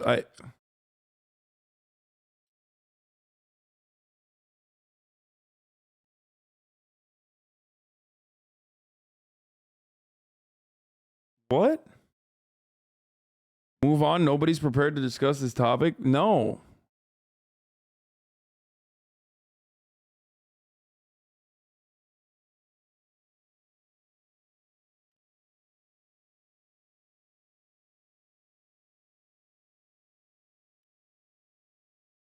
Goodwill is hella expensive. They've raised their price so much since thrifting became a thing. I've literally seen so much used glass yogurt cups at Goodwill for $3.99. And Goodwill doesn't pay their disabled workers a fair wage due to physical incapabilities on the job. Goodwill is whack. Go to your local swap meet or use Poshmark, DePop. Okay, guys, this is the entire reason why it's so fucking stupid to have this conversation. And here you have the idiotic rabbit hole that we've finally arrived at. Yeah, the only ethical way of fucking getting clothes if you knit it yourself. Like, you got it, bro. Like, no, that's so stupid. I guess, again, why no one wins the fast fashion debate? There it is. You know why no one wins the fast fashion debate? Because there's a bunch of fucking dumbasses, and there is no reason to argue with, like, dumb people who just want to make, you know, choices, want to make consumption choices that... oh, shit. Hold on one second. Want to make consumption choices that are, like, bad for the planet. It's like saying, oh my God, I can't believe you fucking bought a car that is a gas guzzler, okay? Like, it's like buying a fucking Hummer versus buying, I don't know, a more like affordable car. A more affordable car with better gas mileage, okay? Yeah, what the fuck are you doing? Why are you buying a Hummer? Why are you buying a literal fucking Hummer? Ultimately, it's not the fucking, you're not destroying the planet personally when you buy the Hummer, okay? But you are contributing to it more than you would. 21 months. But every single part of, yes, every single part of fashion is predatory under capitalism, of course.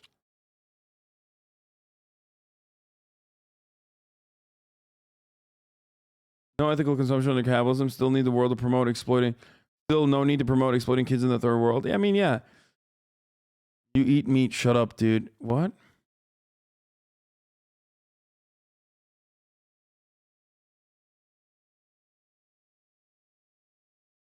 Ultimately, it is wild, though, that people are just like, no, actually, Shine is the best thing to fucking get. You know, that's weird.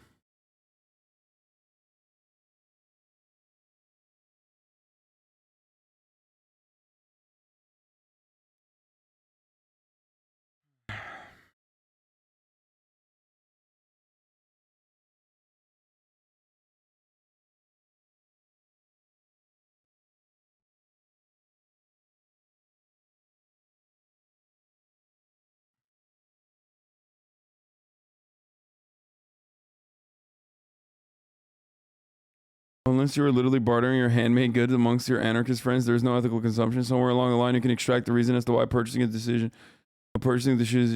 is unethical.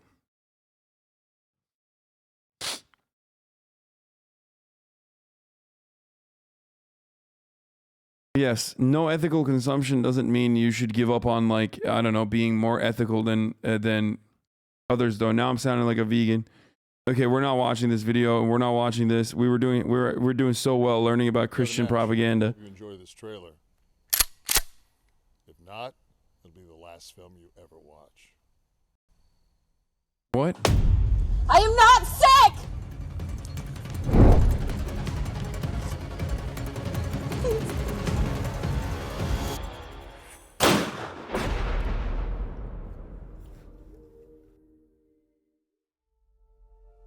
Everything is so hard if you're not able-bodied. Oh my God, dude.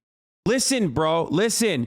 If you're literally fucking paraplegic, buy Shine, okay? Stop coming in here and, like, typing out that the fucking, oh my God, like, yikes, dude. What the fuck? I bet that person themselves are not even fucking disabled, too. They're just, like, saying it for other people. Okay? Holy fuck. I don't care. I don't care. Buy whatever you want. I'm sorry. Get the Shine. Okay, get the Shine, dude. It's so good. Shut the fuck up. We're done. We're done. We're done. We're done. Every single fucking conversation that we have has to revolve around, like, my hyper-specific needs, dude. Holy shit. I'm literally fucking paraplegic. I can't talk. I can't type even, okay? You're being ableist right now. Like, you're not thinking about my fucking needs, dude. It's literally the same exact shit that I make fun of all the goddamn time. Whenever people are like, oh, that's really fucked up. Kellogg's workers are striking. Well, I have, you know, food disorders. And I literally have to fucking eat the one specific kind of Pop-Tarts or I will die. You just want me to die. You're being quite ableist, but you're not ready to have that conversation. Y'all are not ready to have the conversation. I'm not. And I don't care. I don't care if you're fucking neurodivergent and a minor, okay? I literally do not care. Shut the fuck up. You're not special, okay? And you're not super cool for, like, defending the rights of neurodivergent minors who can't fucking go to a thrift store. I'm simply suggesting that there are alternatives, okay? And the alternatives actually are pretty accessible in comparison to, I don't know, just constantly every week doing fucking hauls from Shine and all these other, like, fast fashion brands. The reason they do this is here because you give them the reaction without making them feel like shit after they post it on Twitter. What? What do you mean?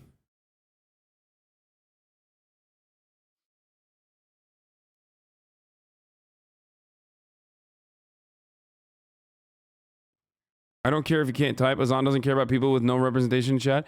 Wait, actually, I do. I love that. If you have a disability that stops you from being able to type, I love you. You're automatically the best chatter. Like, you're literally the best watcher. It's my favorite. Like, what do you mean? You're instantly better than like 90% of the people who are like, me. What about me? Oh, I need to be able to justify buying clothes made by Indonesian child slaves. When's the last time you heard from your sister? Have you heard from Courtney lately? I'm not gonna risk both our lives to go check on her. It's pretty harsh coming from her brother. Like if they post the shit they get piled on, you just yell at them and make them the center of attention for like 30 seconds. Yeah, and then for 60 seconds, I run a fucking ad. Okay? Because at the top of the hour, there's a 60-second ad break. And if you no longer want to see those ads, by the way, Mia Malkova is going to be coming soon. But yeah, if you no longer want to see those ads, all you need to do is subscribe. You can do that for $5 or for free. Okay? Not a single moment missed.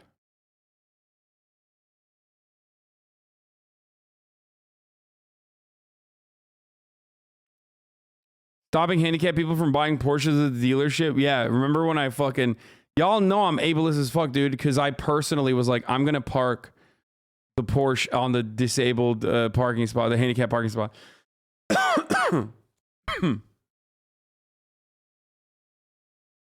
Did you freshen up down there? Dude, you are disgusting, dude. Take a week off. Fucking freak. Holy shit, 15-month subscribers. Don't be fucking so weird. Like, before I have a guest over, like, you're going to be weird. You're not going to be able to stop yourself when they're here, when my guest is here. But, like, that's dude, what the fuck? That is fucking insane, dude. The implication that we're going to fuck and that, like, you need to figure out if I freshened up or not. Like, that is so wild. No, the answer is not no or yes. That's disgusting that you're even saying that. That's so weird. Y'all are so fucking weird, dude. Is he wrong, though? Okay, I'm just going to start banning people permanently. Oh my God, was this a horrible decision? I feel like this was a horrible decision. First one. This is what you sound like, you fucking filthy pieces of shit. Holy shit. Fucking Christ. Calm down, dude. This is why you get no bitches, dude. This is why it's only 23% women in here, okay? Because y'all can't fucking stop yourself at the thought of a woman and a man being side by side in front of a fucking camera. Immediately, you're like, oh, they must be fucking, dude. They're going to be having sex. And not only are they having sex, I'm going to imagine like what needs to happen before the sex happens. You're disgusting. It's fucking creepy, okay? It's not normal. You're being creepy. You're not being funny. You're only being funny to other creepy motherfuckers. God, you're so beautiful. God, she's so beautiful, man. Am I right or wrong? Look at her. How am I supposed to do this interview? Look at this woman. Tell me your story. She's so beautiful. Coño, man. Talk to me, baby. Tell me your story. Tell me yours. Let's get out of here. Let's go. Let's go have lunch. My God, I love her. Look how beautiful she is. Thank you. God, wow. Man. So, Tom Hanks? Wow. Didn't she say she would literally give you pussy? What the fuck, man? That doesn't change anything, dude. You're being disgusting. It like almost wants me to cancel this entire thing. 21 months, baby. Thank you, Hasan. Like, fuck, dude. I'm gonna keep playing this on replay the entire time. Yeah, Tom Hanks. I found out that you are a nerd like me. You love Dungeons and Dragons. I'm anything like you because I love you. Here's the 1 minute ad break now. What? I'm anything like you because I love you. Guys, really? Look how beautiful she is. You're so You fucking guys think embarrassed. this is a joke. How am I supposed to sit over here when I'm looking at such beauty? Come on, guys. She's so beautiful. I'm in love. I'm in love with the interview. So you play Dungeons and Dragons. I play Dungeons and Dragons. So I brought you... I did say I'm pretty good. Did you? Eu sou o Groot. It's so good. Eu sou o Groot. I love her. Man, she's so fucking sexy. It's not, I can't do this interview. Look at How her. are motherfuckers leftists but turn into Mike fucking Pence when a woman comes on here? Dude, I don't know. It's really fucking frustrating. Does anyone say this? Guys, What's wrong? Am I the only one that's saying it? Look at her. She's so... Don't fucking say chat is a reflection of you. Take a fucking week off. 31 month subscribers, Zoe 101. I get so fucking annoyed when people say that, especially when I'm in the process of yelling at someone for yelling at chat for behaving that way. Like, I'm literally course correcting, and then your dumbass has to be like, this is your fault. So fucking weird, dude. fucking beautiful. It's like you can't even do an interview with her because you're just like, da, da, da, da, da, da, da, da, da. Right or wrong? Oh my God, guys, someone save me. When did this turn into beautiful world? When did this turn into the most gorgeous girl in Brazil? When did this turn into I love you? Thank you so much. Thank you very much. There you go.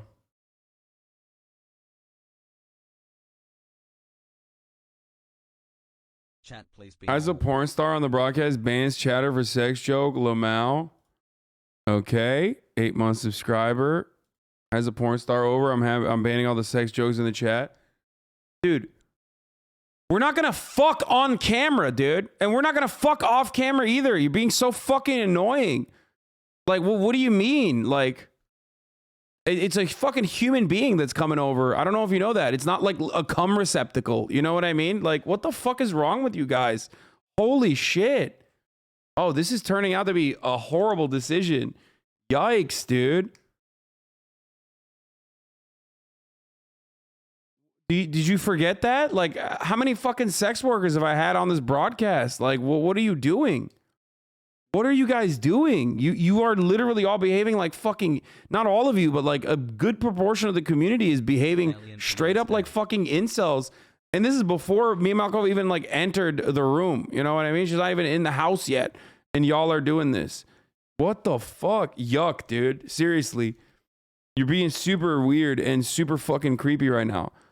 Read the room, okay? Chill the fuck out. Hi, Hasan.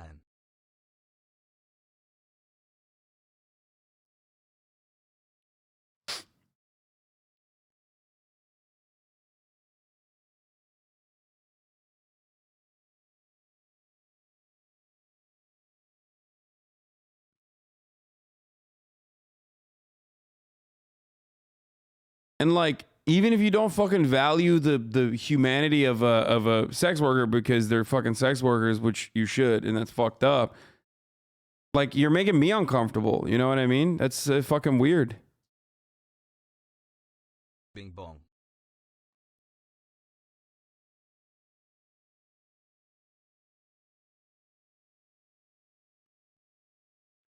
I agree with you 100%, but chat needs to have its behavior occur. But judging from Miskiff stream, I bet she'll reinforce chat's imagination. Yeah, that's gonna be fucking weird if she does that, honestly. Like, I don't know. I don't know. I don't like that sort of stuff at all. I'm not a fan of that.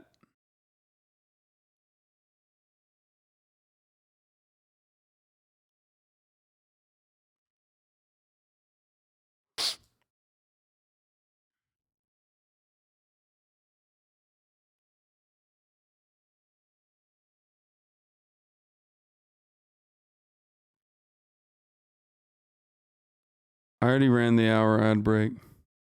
Yeah.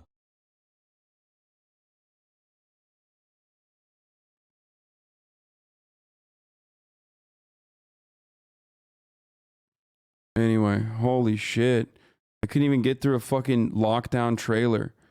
Hi. People not only want to be fucking weird, but they're also like...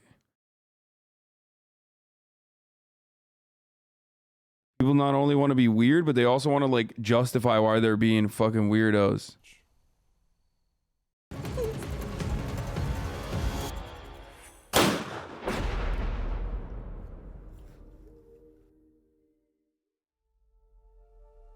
When's the last time you heard from your sister? Have you heard from Courtney lately? I'm not gonna risk both our lives to go check on her. It's pretty harsh coming from her brother.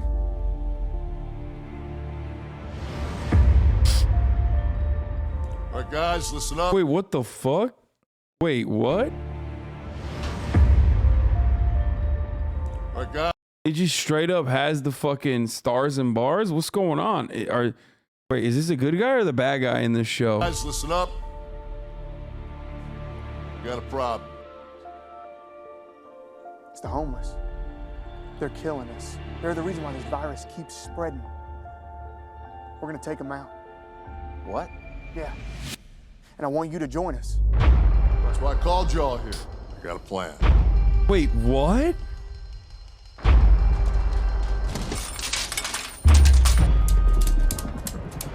What is going on right now? Who are the good guys? Are the good guys the ones that are killing the homeless?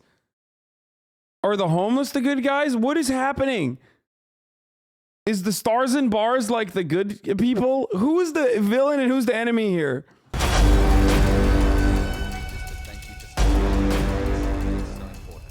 What do you mean he's out? I'm gonna do it. I'll take the lead. No, you're not. Dad, for once in my life, I'm not asking. I guess you're ready for war. I won't let you down.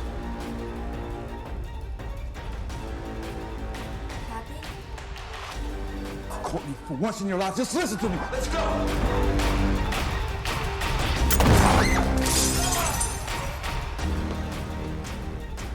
You're never getting out of here alive!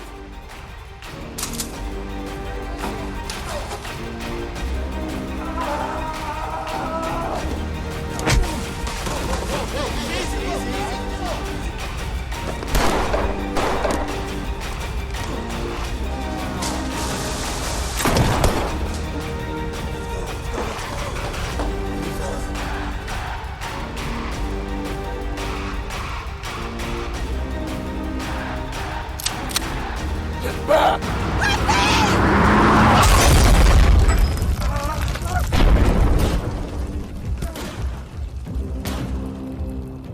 What is going on? I told you to leave my family alone.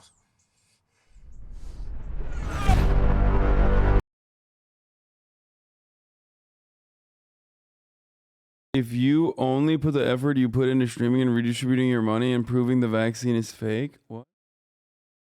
Is everyone just like, is this experimental? What's going on? Is everyone just like a bad guy or something? I don't understand. When an angry mob led by Kevin Nash and Justin Slade McCoy, bad men must bleed the runners, surround an abandoned building, hellbent on killing everyone inside, Hap Rollins must protect his little sister as they attempt to run, hide, and fight their way out.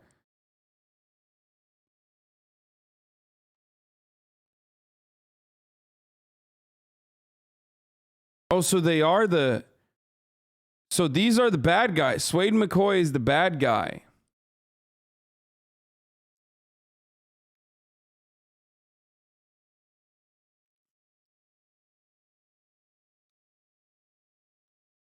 There are no bad guys, HasanAbi. It's a commentary on society and how everyone's a villain if they let themselves be.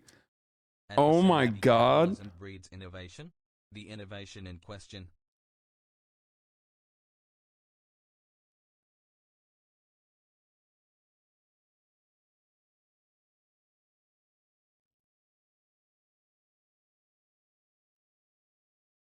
Hasan, you've helped me through so many hard times. I just want to say thank you. What is going on? I don't understand. I don't think this is like a fucking right-wing movie though.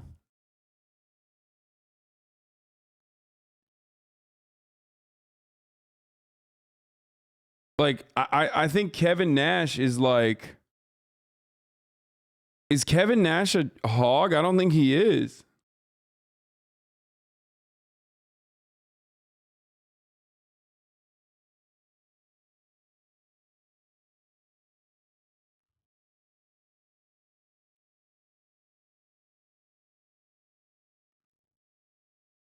Because look, Insomniac, Detroit-born Native American Army veteran, centrist Democrat, actor 2X, LGBTQ advocate.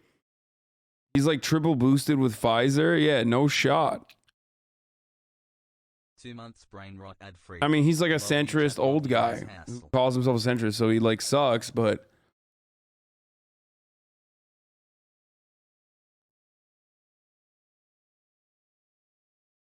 wait, he's a centrist Democrat who strongly supported Donald Trump? Okay, maybe not.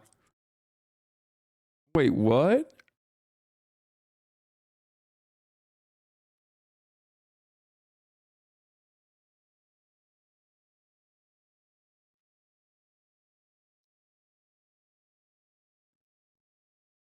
Also, centrist Democrat is reductive. So the POTUS is in office. POTUS is in office and VP Harris is cool. I'm taking a vacation. I'm politically where I need to be. I'm politically where I need to be. I actually got a Christmas this year to the Trump supporters. Grind for the last 4 years I have. Hopefully in 4 years we're much closer. I pray Americans red or blue grow.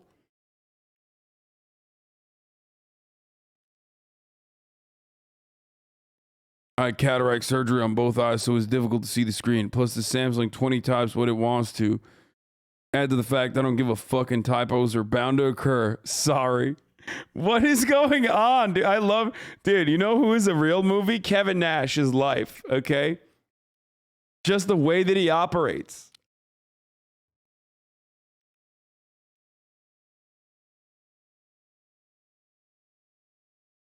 He's just an old wrestler with oatmeal brain.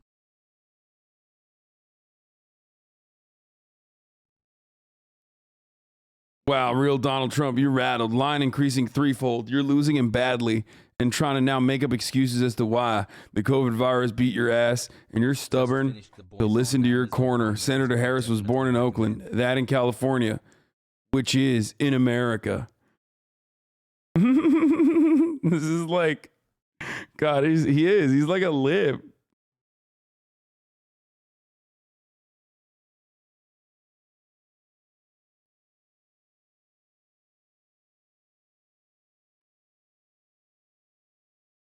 This abortion debate is simple. If you don't have ovaries, you don't have a say. This is a pure women's rights issue. At one point, do we honestly draw the line between state and church? Let the women of our nation decide what they decide for their bodies. And then he said the C word.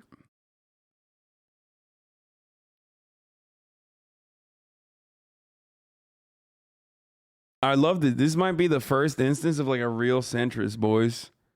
Like an honest to God centrist. Straight up. Where Mia?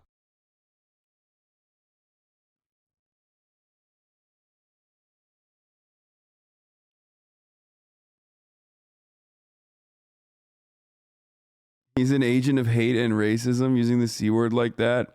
Unacceptable. I love this. I love this so much. I kind of want to watch this full movie now, though. The lockdown movie. Dude, if one more person sends this fucking clip of Joe Rogan that I've watched 1,000,000 times over, I'm going to lose my mind, okay? No, so that's...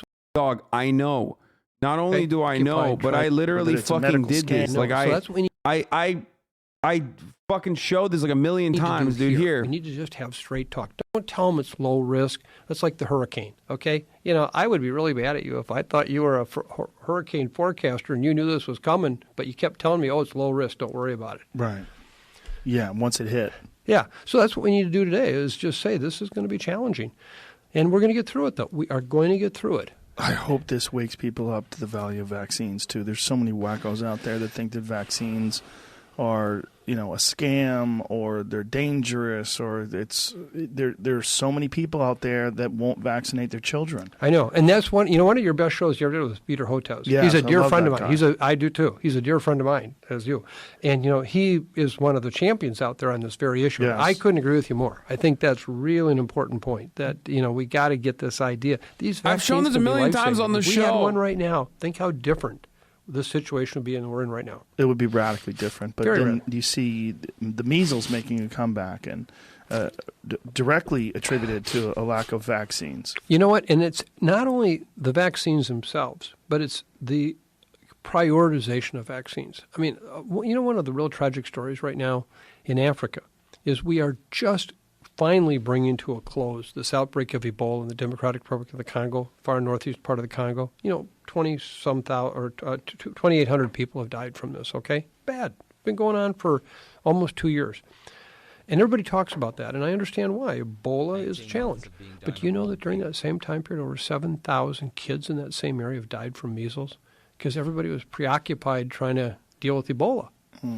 And those deaths were totally preventable. Totally preventable. So, I mean, I think that's, I have to say, and, I'm already on this show, so I'm not trying to thank you for what you do say about vaccines, because people listen to you, and we need every positive voice, because we have so many crazy voices out there right now that are so paranoid and delusional, and they want it all to be a conspiracy. There's been an amazing medical innovation in human culture, and that's vaccines.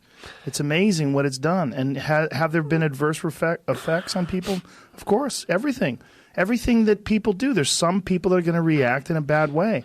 It doesn't mean it's not a positive thing. And there's a reason why the cases of polio are so tiny. There's a reason why smallpox went away. It's because of vaccines. Absolutely. And, that's one of the challenges, today, between the anti-science misinformation that's out there, but then when they don't see it. Yes. And the reason they don't see it is because we did vaccinate until we get enough people not vaccinated, and then look what happens. There's a famous photo of two twins from the early 20th century.